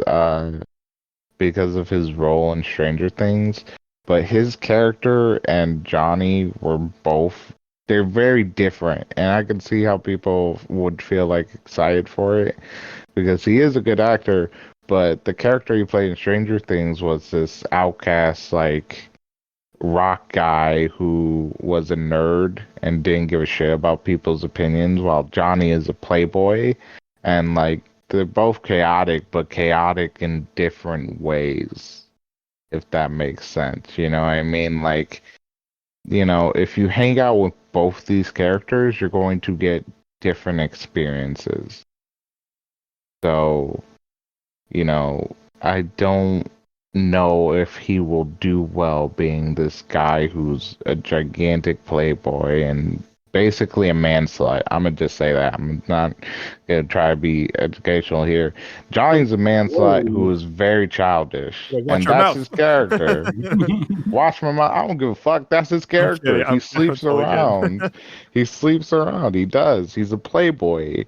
You know what I mean? He sleeps around. He loves women. He's He's, the party guy. He's very childish. Like, his character in the Fantastic Four is that he's Sue's younger brother who is all about having fun and partying and never really takes anything serious. Along the way, his character develops into someone who's more serious and who can be seen as a hero through trials and errors. A lot of the times where he's just like, okay, I really fucked up. So him, I'm not too certain about. I'm gonna give him a chance because it could go well. We shall see. My main concern is Pedro Pascal and Cousin. So when I woke up yesterday, I was kind of like, they announced it, and I wasn't surprised. So I was hearing this rumor for a couple of months now, and I was like, I don't love it, but I don't hate it. Like, I liked it. But I was like, okay, it was cool. I still have my heart out for Krasinski being Mr. Fantastic, even though he was a little small role in Multiverse of Madness. But yeah, me too. A boy can't dream. So yeah, we have Pedro Pascal as, again, Mr. Fantastic, Reed Richards. Who, here's, I'll say this: I love Pedro Pascal. I've been a fan of his since I saw him in the second Kingsman movie. Which, by the way, I rewatched the Kingsman 2 the other day. I don't know why I had it on, whatever. I actually give it a lot more, actually like it a lot more than I thought I did when we ranked it a few weeks ago. I was kind of like, you know what? I was kind of hard on that movie. I like it a lot, actually. I know it's very kind of controversial. It's kind of very divisive, but watching it again, I'm like, this wasn't as bad as I thought it was. But the thing with him, what Gino and I told this to Nick yesterday as well, is that Pedro Pascal is a phenomenal. He's an A-list actor now. I mean, he's on the map now with Mandalorian, Last of Us. Again, the one he did with Nick Cage was hilarious too. He's a household name now. I just think he's a little too franchise hungry. And here's what I mean. I feel like back in the day, like Tom Hanks was in almost always big movies, or you have like Vin Diesel want to be always big movies, or like it was kind of like, look, here's your next movie, here's your next star and everything. And example 2 is like when Bridesmaids came out. Melissa McCarthy, fantastic actress, hilarious. She was in like in every comedy after that. Or Zach Galifianakis from The Hangover. He was in every comedy after that. Tiffany Haddish hit a huge in Girls Trip. She was in every comedy after that movie. It's like you can't put these people into every movie. But look, it's that person. It's that person. I get it. You want to have someone recognizable. Exactly. Did Franco the same thing? It was like, look, this guy. It's like, no. Let me see him. I want to see him. Like, let it become natural. I feel like, and I just think he's a little too franchise hungry. Because also too is that you have Mandalorian. He's gonna be in Gladiator 2 with Denzel, which is a huge movie, not franchise, but a huge sequel. Got Last of Us, which is a huge phenomenon now, both as a game right now as a show is a huge phenomenon now. And now he's going to do Mandalorian, the movie with Jon Favreau. I don't know. It's like I don't want to see the same people in every franchise. I want to see like new talents. And notice to him as an actor. I think one of my favorite actors working today. I love him. I mean, he's very charming. He's very funny. He's in interviews. He's very likable. He's a lot to offer as a performer. I don't see it personally either. But again, I love being proven wrong. And if it works, it works. Again, I don't hate him being cast as Mr. Fantastic, but he was my first choice. I'm like, okay. I just think that he's in a little too many franchises now where like it would be nice to have someone else who hasn't had a franchise kind of take over that role. But again, we'll see. Maybe the chemistry between all 4 of them was so good that they're like, hey, like, these movies have chemistry tests all the time. They're like, guess what? They got to do chemistry tests for months and months and months. Maybe the chemistry between all 4 of them was so good that they're like, hey, this is the team. Which I have faith in Kevin Feige. I do, so I'll give him that. But I was bummed too is that he left a movie that I was looking forward to. It's the movie I told you about a few weeks ago. It's a movie called Weapons. Zach Krager, who did Barbarian. It's the biggest bid for a movie, original horror movie in a long time. That New Line beat out Universal and Jordan Peele Monkey Paws production over. He was going to be one of the leads of his new horror movie. I was like, oh, let's go. Hell yeah, great casting. He left that movie for this. And I was like, oh man, I'd rather see him in original stuff like that than another franchise personally. He's trying to secure that bag. 100%. Bro, the money that's all that is. That's all that is. Bro, Nick, you were on the money, my friend. The money he must have made from Mandalorian alone, that he probably still making from Mandalorian, and The Last of Us. Oh my God, Last of Us 2. You know he has that bag, bro, for sure. For sure. Man, he got that Disney check for Mr. Fantastic. He said, you know what, Mr. Feige, add a couple more zeros to that. We got a deal. He said, okay. Shit. You damn well know he does. I bet you probably has fucking great return too on the box office, the way that Downey Jr. did and Chadwick Boseman did on their movies. Like, best believe. That's the thing. Scarlett Johansson, same with Black Widow. So yeah, I was like, okay. I what I'm seeing in other stuff. I feel like I don't want audience to be burned out with him. The way a lot of actors got burned out for doing too many roles. They're like, relax, chill. Like, for example, too, I think The Rock had a bit of a struggle too. Like, look, I'm in this franchise, I'm in this movie. Chill, bro, chill. Like, you gotta like pick and choose. But also, his movies was a little kind of like, True. It was just not being received all that well too. They weren't. His biggest movies are Jumanji movies, and yeah, he produced those movies too. But like the ones that he was really passionate about, like a Black Adam or Red Notice, did not really do relatively well. That's such a shame about Black Adam. Damn, that's one of my favorite DCEU movies. People were harsh in that movie, a little too harsh than they probably should have. And we seen, I mean, that movie compared to other movies that we see in DC, that movie shits on all of them. But again, Pedro Pascal, I just don't see him as Mr. Fantastic, but yeah, I have faith in who's involved. Vanessa Kirby, loved her in Mission Impossible movies. I thought she was really, really charming in Hobbs and Shaw.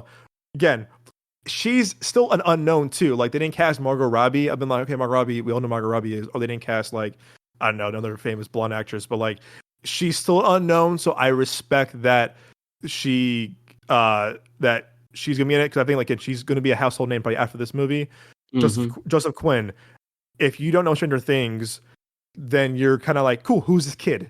And to be fair to you two, Joe, like, Chris Evans was older than him when he made the first. No, sorry. Chris Evans was younger, actually. Wait, yeah, Chris Evans was younger than he is when he made the first Fantastic Four in 2005.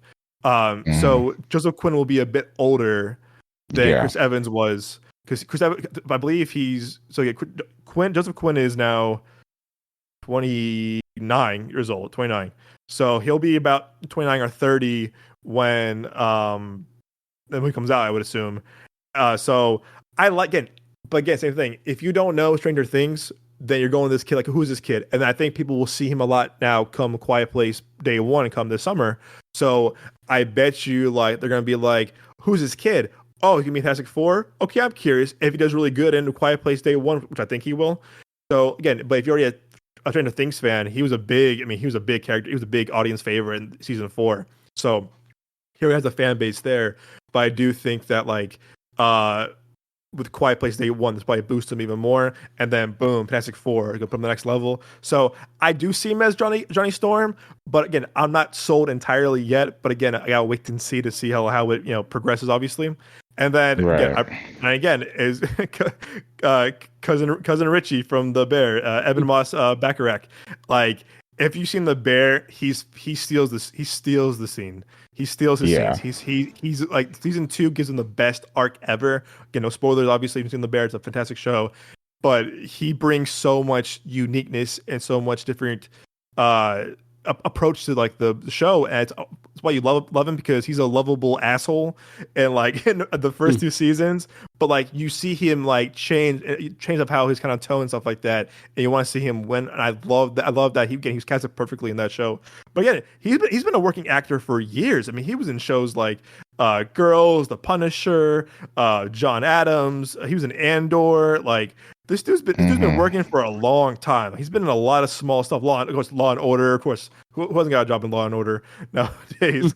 But like Royal Tenenbaums, like, come on now, like Wes Anderson, like, he's been a working actor for like going on almost 20 plus years. So I mean, I get a lot of respect for hitting it big with The Bear, and 100% The Bear definitely got him the job for Fantastic Four, given that they're all Disney properties too. But I do see him more as the Thing than, who was it in the awful one who played Jamie Bell? Yeah, and I was like, I don't see this. Jimmy Bell to me, also no offense to the guy, probably love the guy, not a great actor if you ask me. So I was like, all right, I guess we're doing this. And the way they did his voice in the last one was so weird. It was so weird. And also, I'm not gonna lie, the CGI on that looked terrible. Yeah, that was bad. I don't know. I mean, to be fair, I mean, this is the early 2000s, obviously. The prosthetics in the OG Fantastic Four 2005 look way better. Yeah. And that's saying Facts. something. And That that's saying is, something. but also it was really well done for the for the makeup that they did. Oh, 100%. 100%. Nick, do you think they're going to CGI him or practical prosthetics for the thing? I think they're gonna CGI him, man, because like it's Marvel, it's Disney, so they're gonna.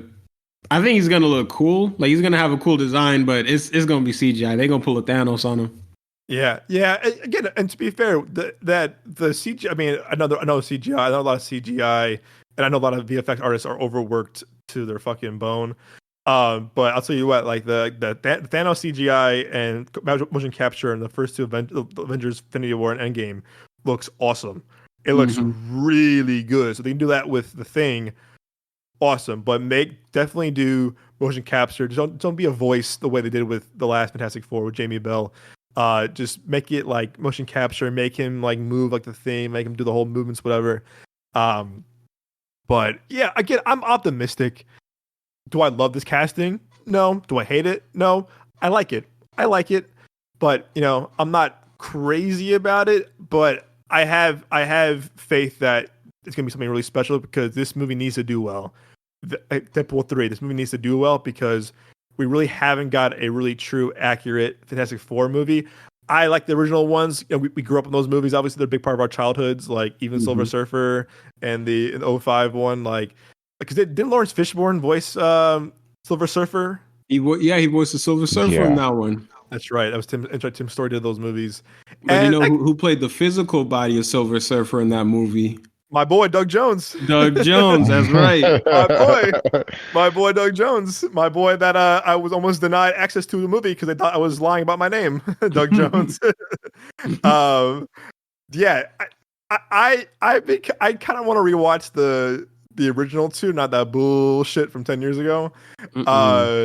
But I still thought the casting of the last one wasn't terribly. Michael B. Jordan was a rising star, Miles Teller a rising star, Kate Mara, Jamie Bell were all kind of like actors, I would say. Yeah, so they was cool. They're cool, but I do think that we were all like, okay, this is again. You said too, Nick, that you were like, yeah, you were defending that movie. We were too. We were like, it was gonna be awesome, guys. Josh Trank, Matthew Vaughn, like writers of X-Men: Days of Future Past, like y'all tweaking, bro, y'all crazy.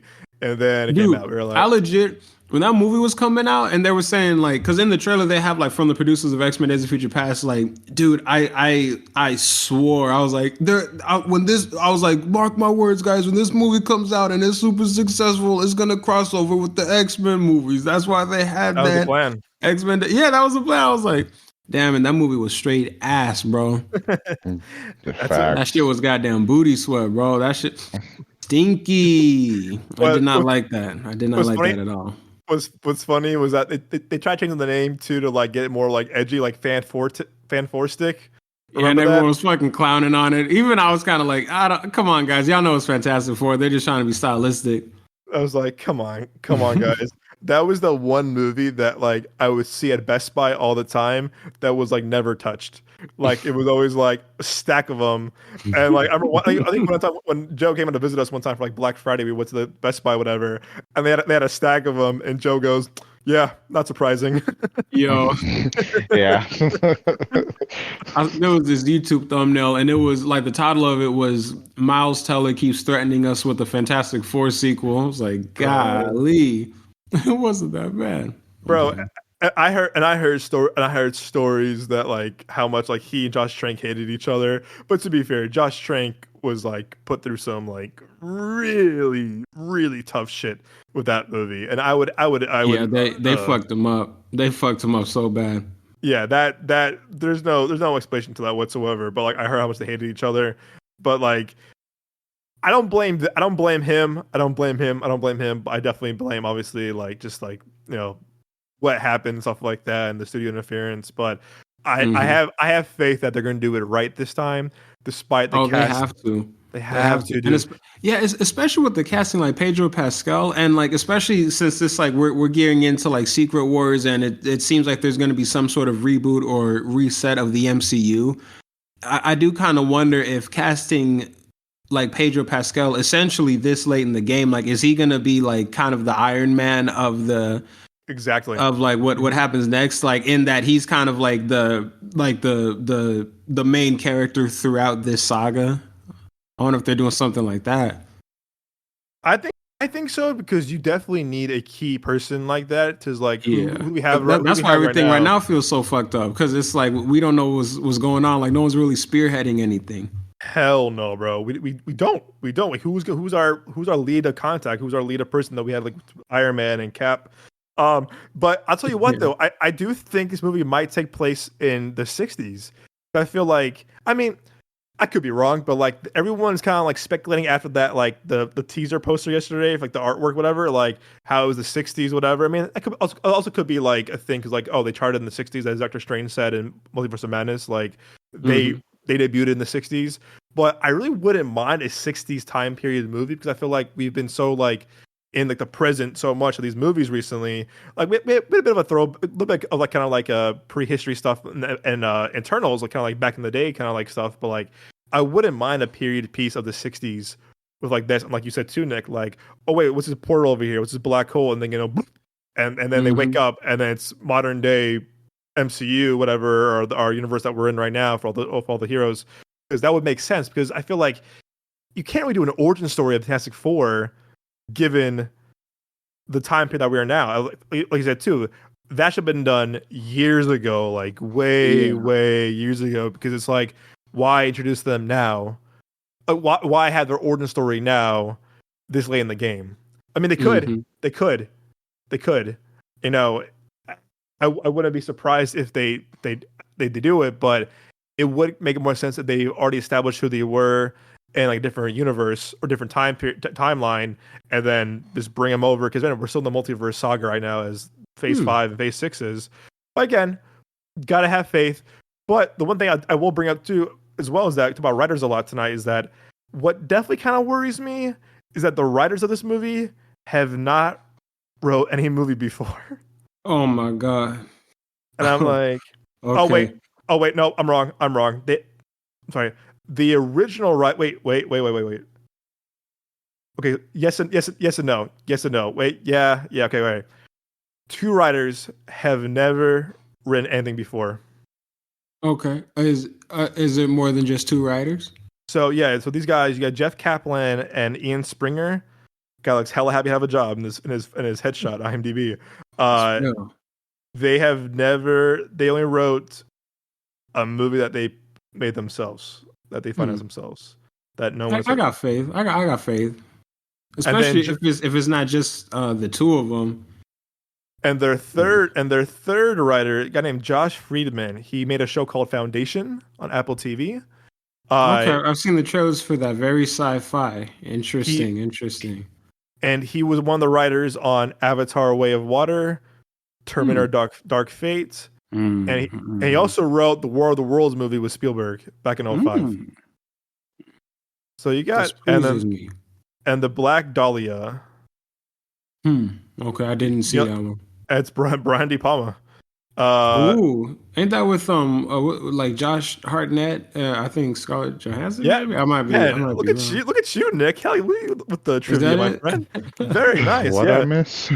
I was telling this to Nick that like two of the writers on Fantastic Four have never written anything before. Right. But the third writer, his resume is a show called Foundation on Apple TV. Avatar: The Way of Water. He's one of the writers on that. He's one of the co-writers. He created the Snowpiercer show on TNT. He co-wrote Terminator: Dark Fate, and then he wrote some like TV series called Crossbones and Emerald City and The Finder. And then he also made the Terminator, the Sarah Connor Chronicles I on heard that TV. was good.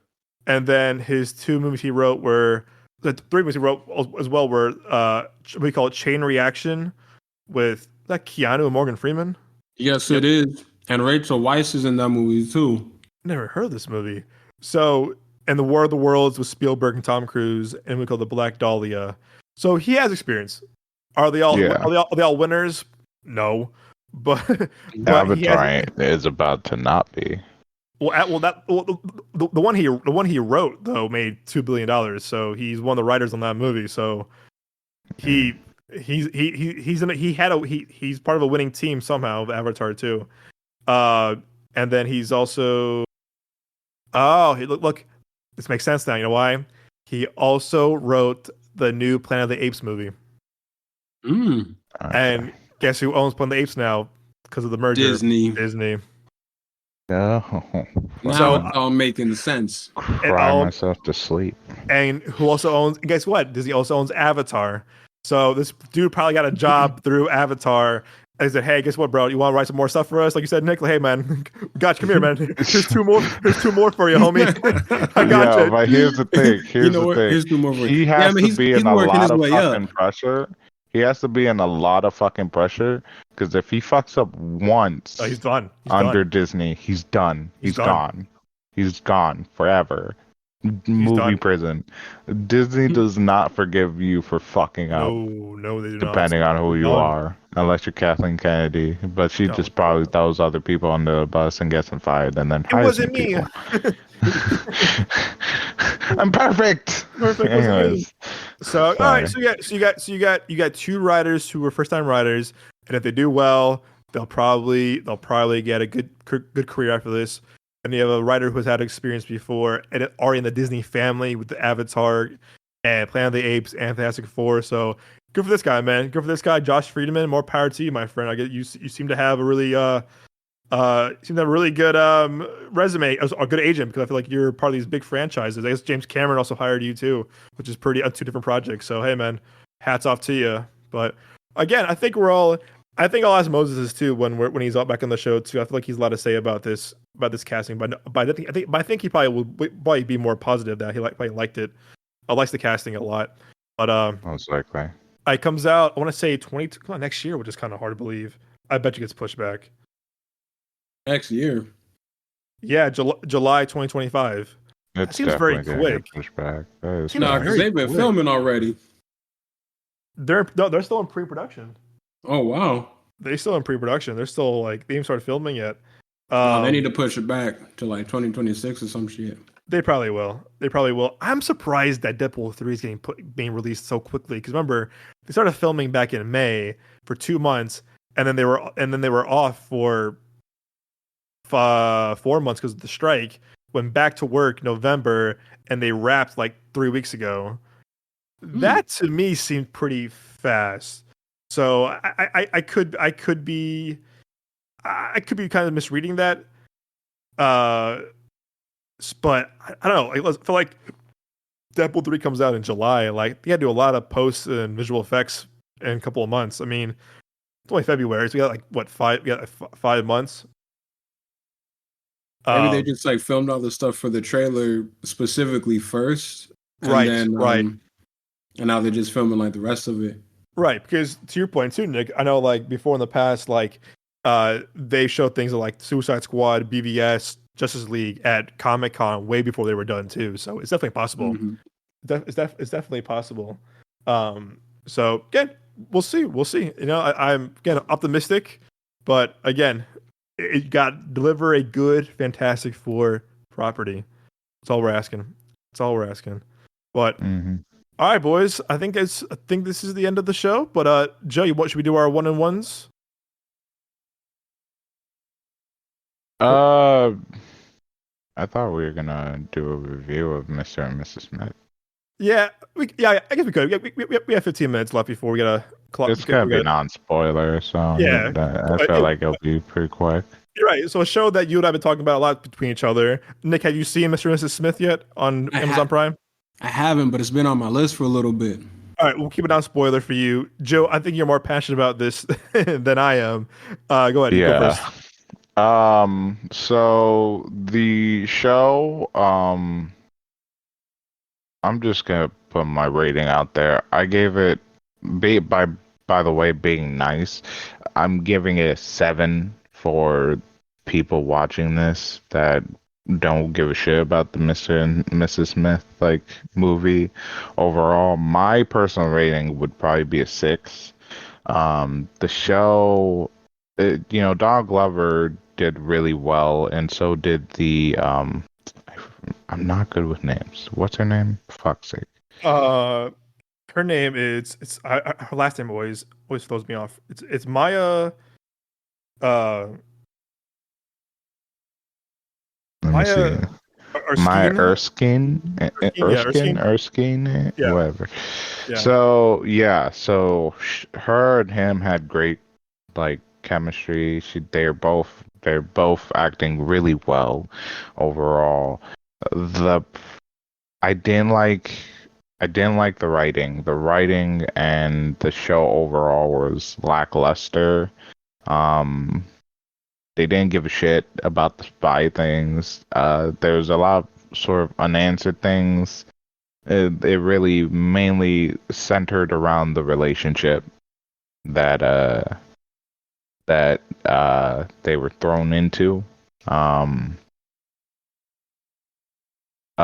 It is an okay show, but like I said, the it's very lackluster. I just didn't feel like I watched it, and for me, the first 2 episodes did well, and then the rest were boring as shit. Like I did not care. I thought like, okay, it's probably gonna get better as the show goes on, and it just never picked up for me.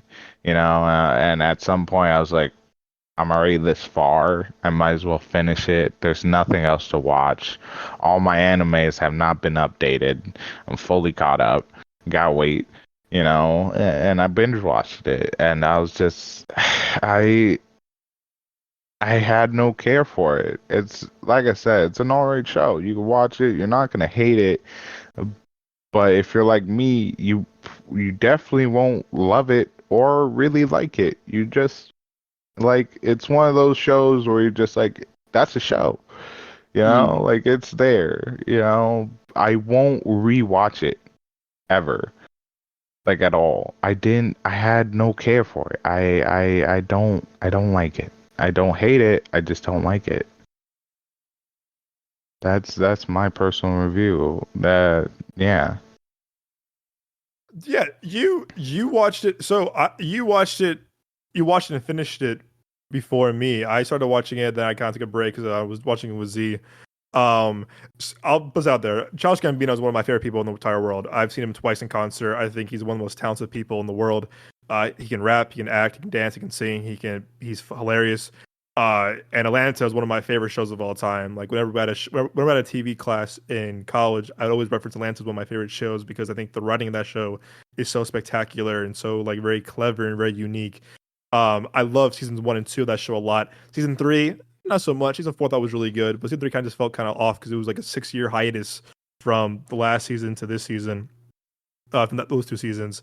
But again, Community, The Martian, on and on. I mean, again, the dude's just he's one of the most creative people we have right now working in entertainment.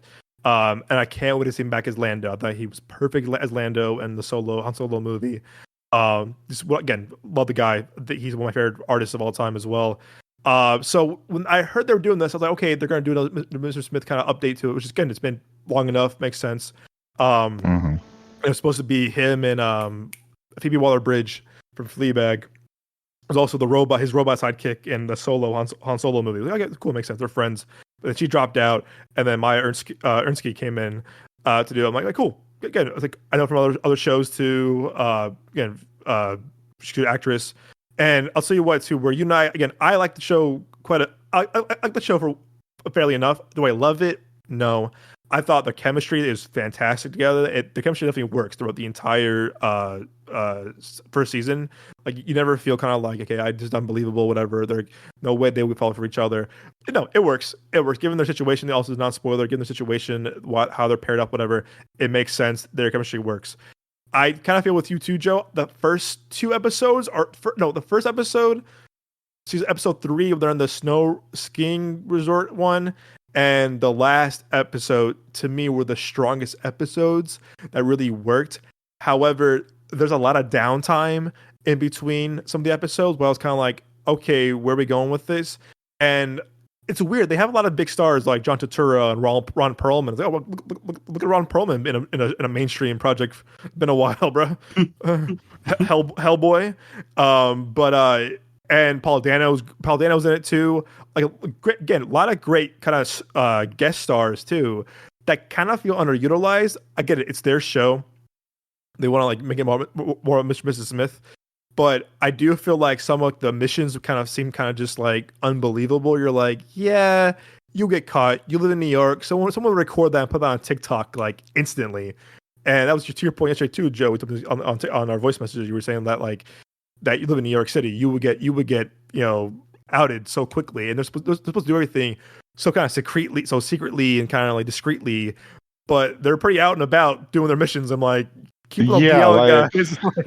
like they were like it felt like they were like cops chasing a fucking like a criminal, like one of those action cop movies where the female newbie is chasing the guy and the old guy's like, what the fuck are you doing? Shit. Yeah. Like it felt like one of those, like they were out like literally like fist fighting in a lot of these scenes, like some of these scenes where you're just like a little too open for a spy fucking show. Like, and you mentioned this the other day that you said as well during our voice messages, is that they really could have gone with a whole other IP or like a different show. It didn't have to be Mr. and Mrs. Smith. No, because there is really no relative connection to the movie. Mm-hmm. There's not. Like, there's no mention of Brad and Angelina's characters. There's no mention of the companies they worked with. Like, it is very much so its own thing. Is it a reboot? It's a reboot, right? It's a reboot. Yeah, it's a reboot. It really does not have any ties to the movie. Like, it's Mr. and Mrs. Smith, agency, kind of like that, whatever too. But like, it could have been called like The Spies or like The Agency or whatever. Like, the Mr. and Mrs. Smith thing is more of like a formality thing that, again, when you watch it, you'll see what we're talking about. But like, it could have been like its own thing. Like, it could have been like their own thing. It didn't have to be Mr. and Mrs. Smith, but like, given the IP of the name, it's like, people like, oh, but I remember that movie. I remember that movie from like 20 years ago. So I'm like, oh yeah, it's a pretty iconic, Brad Pitt, Angelina Jolie movie. But it could have been called like me and My Wife, the Spy, whatever. It didn't have to be Mr. and Mrs. Smith, but like the way they use it makes sense to like of like the agency of like what they're going through and like the background of their characters. But it didn't really need to be that way. It could have worked on its own. And I think I think Glover's really good at making original IP, given Atlanta or stuff like Swarm, whatever. He's very good at making like his own stuff, very unique stuff. I will say though, it definitely ends on a cliffhanger that to me I was kind of like, I do want to see a season 2 if they do it. Given the fact that what happens, I'm going to say I am intrigued for season 2. But I do think the heart of the show is definitely the chemistry between the two of them. And I do like the vibe. Like, for Amazon Prime show, for a show like this, it never feels cheap. It feels like a movie at times. It's very cinematic, it's very theatrical, and I was like, cool. I do like that it has a good budget to it, because this could look cheap as hell, like on like a Tubi or kind of just like a really like boo boo ass like kind of show. And I'm glad that they gave the actual budget for like the location, the costumes, the weapons, stuff like to. But one con I will say too before I end my little review is that I did have a problem with that. Like, they never show them training, and like all of a sudden they're like gun experts. I was like, yeah, okay. Like, where was this training at? Where was kind of just like, because when we meet them, they have no gun experience whatsoever, and they just skipped all Childish Gambino. They skipped all that, yeah. Has training, kind of. Well, yeah. Right. I won't say where it came from, but like, well, it's in the first few minutes of but the first episode. I'll keep it quiet for now. Just Okay. Donald Glover's character has training, sort of. Not. Yeah, you'll see in the first few episodes. The first few. She does not. You'll see within the first few minutes of the first episode. They'll explain their backstories to us, and they do. They do. They kind of slowly unreal the things, whatever. But I just didn't like some things that were it felt rushed and uneven at times, where I was like, ooh, because given his other shows that he's written and performed and produced, whatever, they don't ever feel rushed or like uneven. They kind of feel like, hey, like it feels like natural, whatever. But this time I was kind of like, oh, it kind of feels a little rushed at certain times. But I would give it a solid 7.5 out of 10. I think it's definitely worth seeing if you're a fan of him.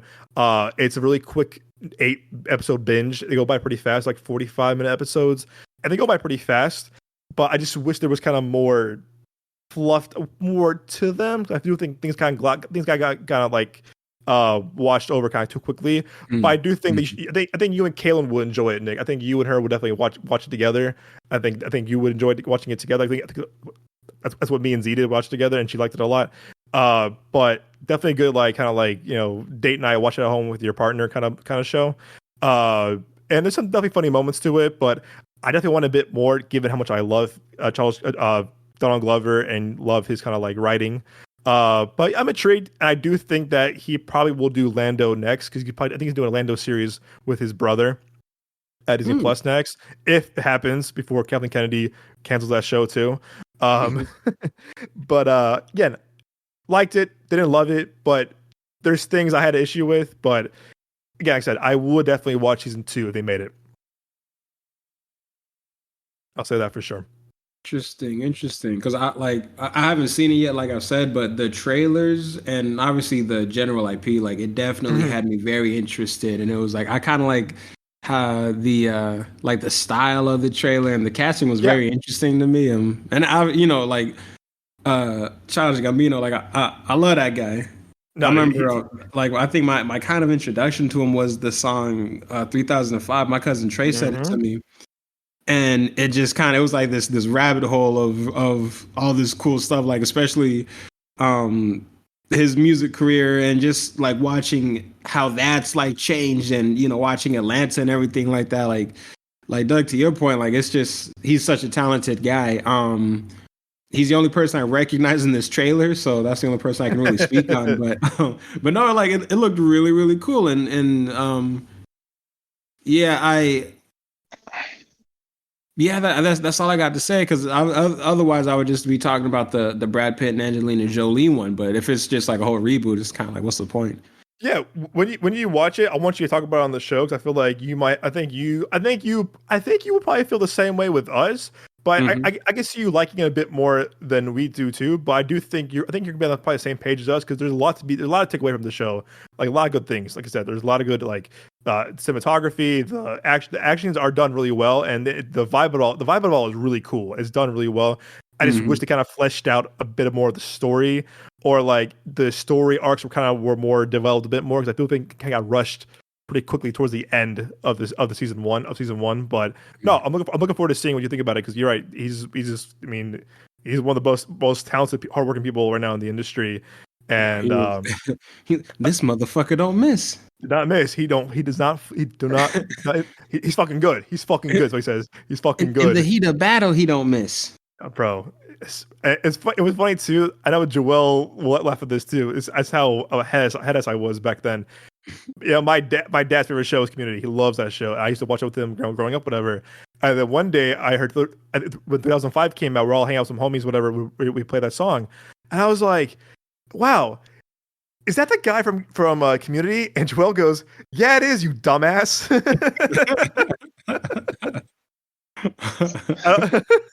And our friend Given too was like, "Yeah, what the fuck, Doug?" And I was like, "Damn!" I was like, "Wait a second." I know he did songs with Chance the Rapper. From Chicago, Chance the Rapper is our guy. And I was like, "Huh, is that him?" And Given, our friend Given and Joel were like, "Yeah, it is, you dumbass." And I was like, "Oh shit! Wow, I'm blind." The only time me and Given have ever been in sync, by the way, in the same mindset.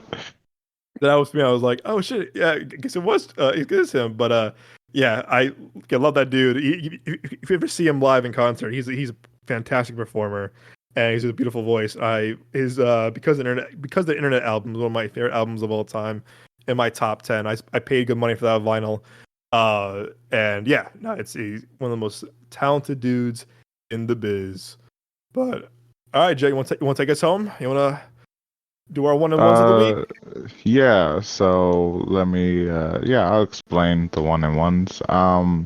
So this is for all the new people who are coming into our show. We haven't done this really in a bit because we've been doing other stuff for recommendations in a way.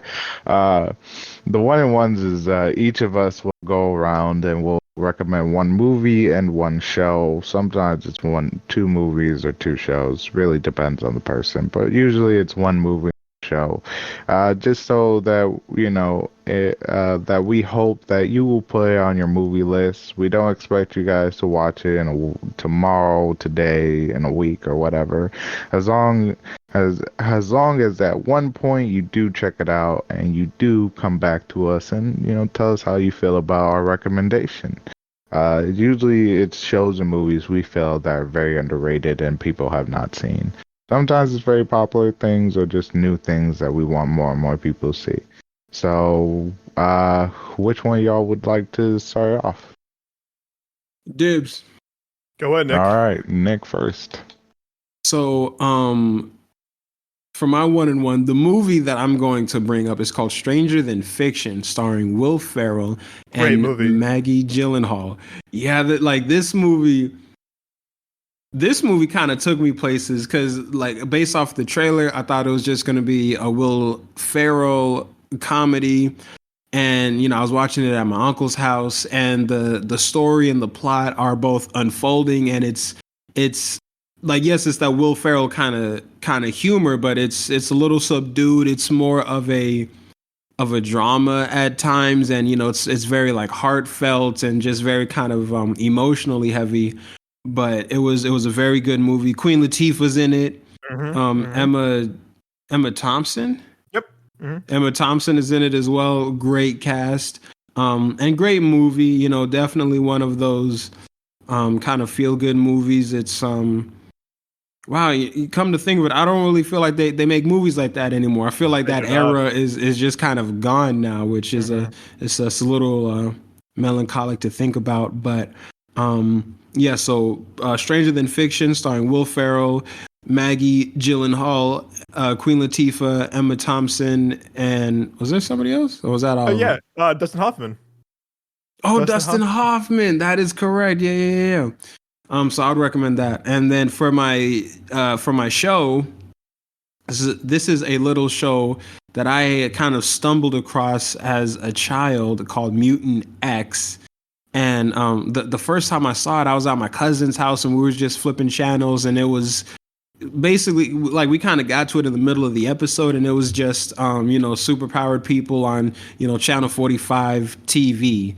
Just nothing really special, but something kind of fun to watch. And then my stepdad he brought home some Mutant X DVDs, and then I was watching it, and it was actually a really cool story. It's kind of off-brand X-Men because it's people who are mutants, but they were humans that were mutated on by this government organization. And so they're on the run from this government organization. And there's this Professor X figure, except he doesn't have any powers. He can walk and he does have hair. So in many ways the opposite, but still a really fun show. I was going to say something else. Oh, and matter of fact, yeah, because I think it is technically a Marvel show, and it is executive produced by Avi Arad. The boy. yeah, that's right. But it's one of those very early 2000s shows where whenever there's a fight scene, everybody just automatically knows kung fu, but they have interesting powers, and they visualize them all in different ways, which is kind of interesting to watch. So Mutant X for my show, and Stranger Than Fiction for my movie. Oh, bro, Stranger Than Fiction is I love you, Nick, for that. It's such a good movie, bro. That movie goes. That such a movie good goes. movie. All right. So for me, oh man, this is tough because I think like of good shows and movies that I could recommend that we haven't talked about before. Hmm. All right, one for my movie this week. I'm gonna go with a movie that I kind of grew appreciation for more as I got older, and that is Flight with Denzel Washington Ooh. and also Don Cheadle and also John Goodman.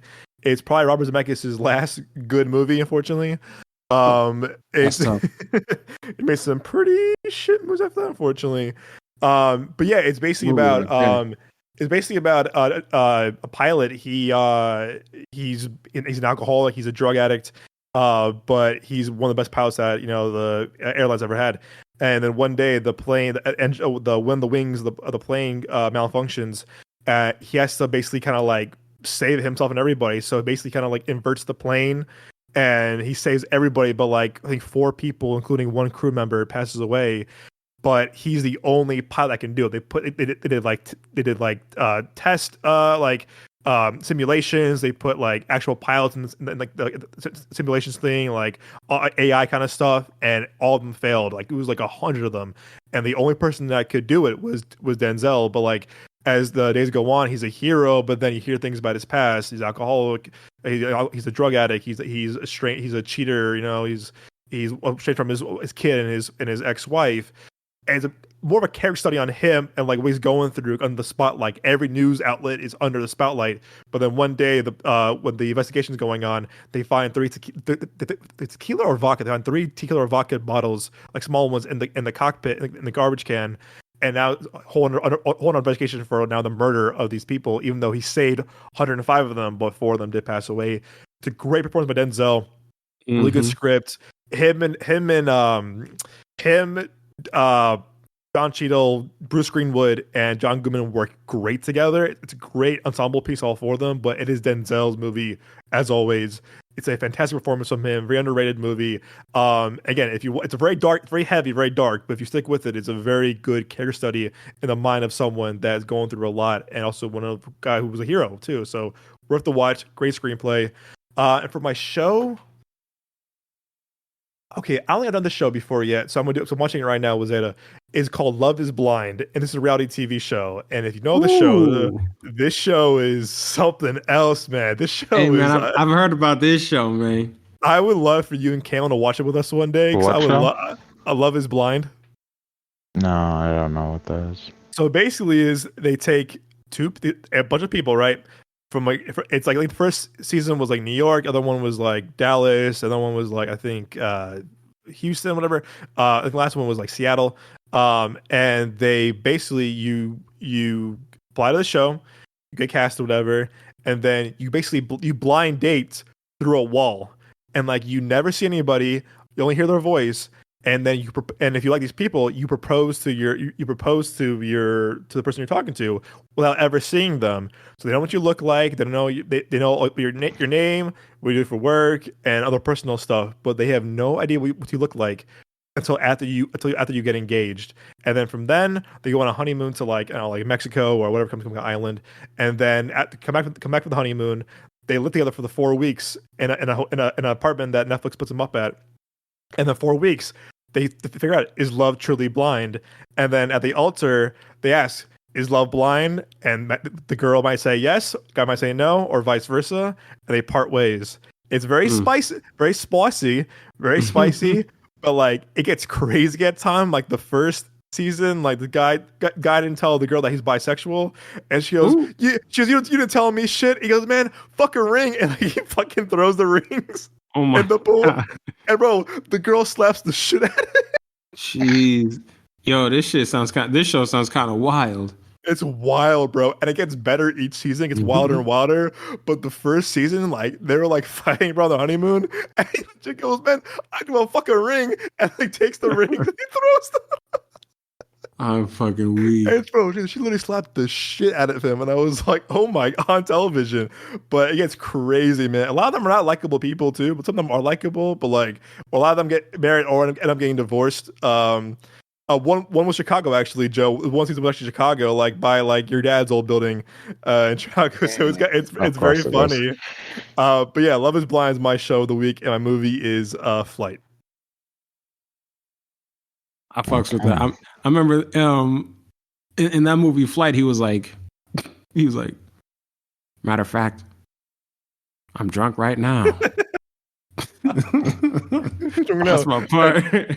And everyone goes, and then the fucking John Goodman's fucking hillbilly ass doing the fucking lines of cocaine with him. Oh my gosh, what a line though! What a line, literally. All right. Well, now it's my turn.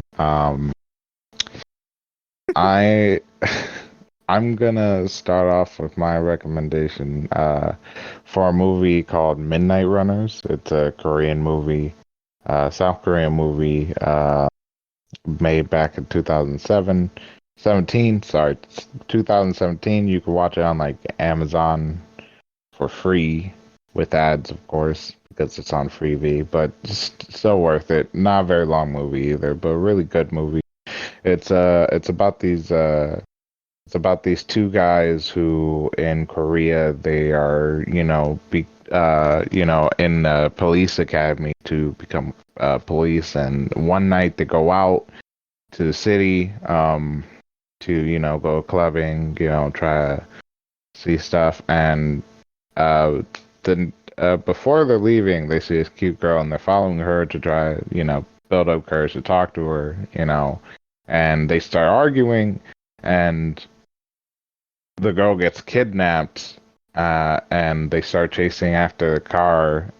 They couldn't catch it, and so they run to the police station and they report it, and the police really don't care. So, has these guys who are trying to become police and are worried and saw this, they decide to investigate themselves, and it becomes a lot larger than what they expected.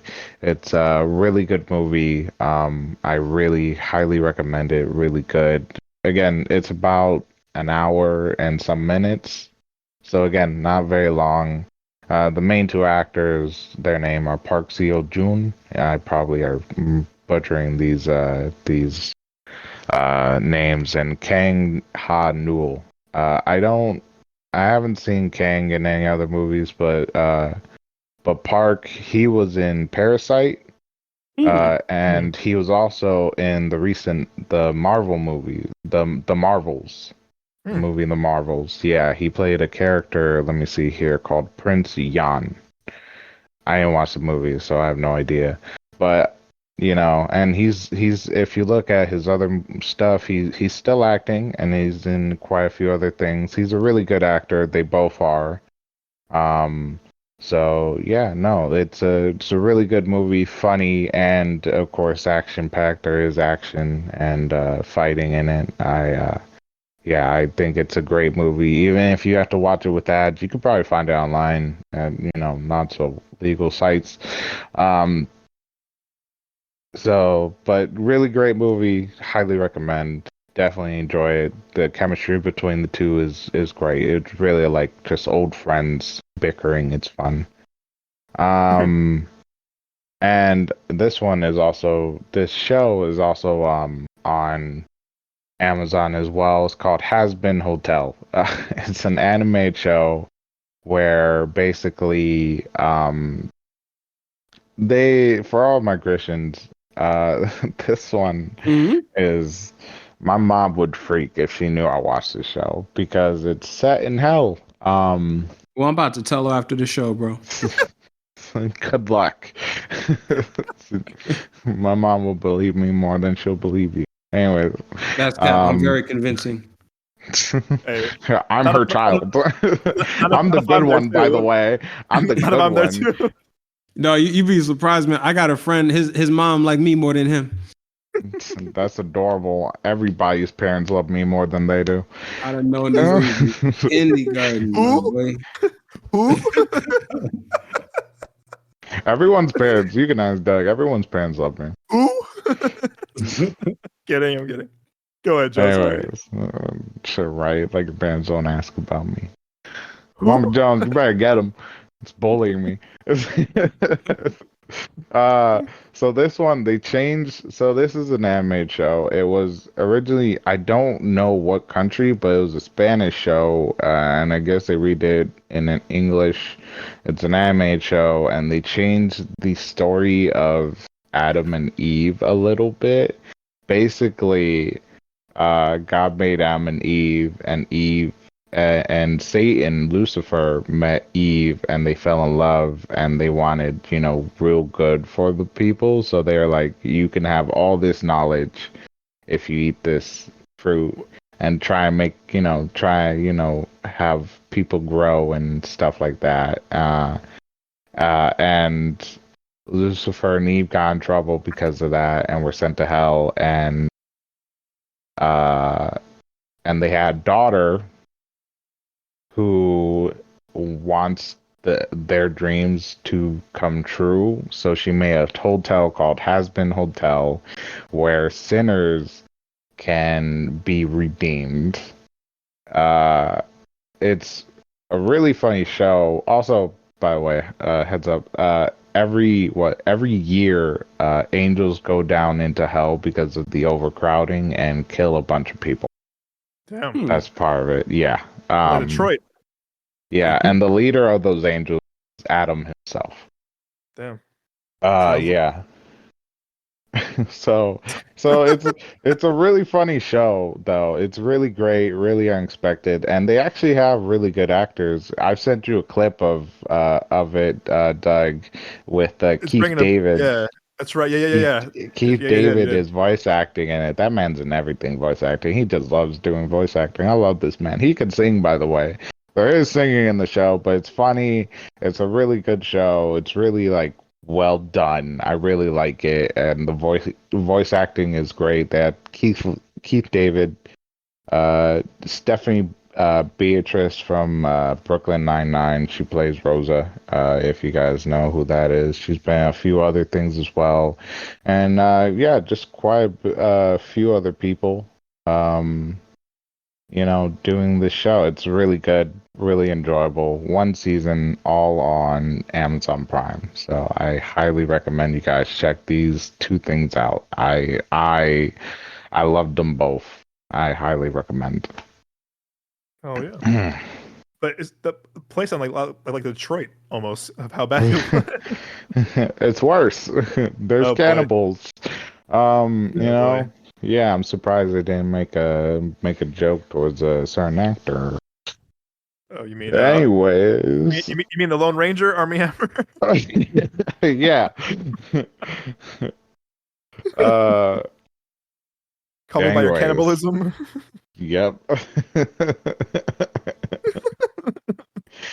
Anyways, that's our 1-in-1s. Before we fully close out, let's Nick, would you like to shout yourself out?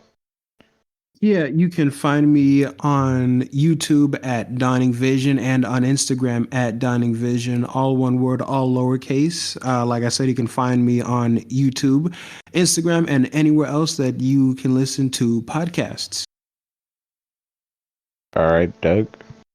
Yeah, guys, you can find me, of course, on my personal pages at The Young Jones on Instagram, also on X or Twitter, Capri_Sun, SON.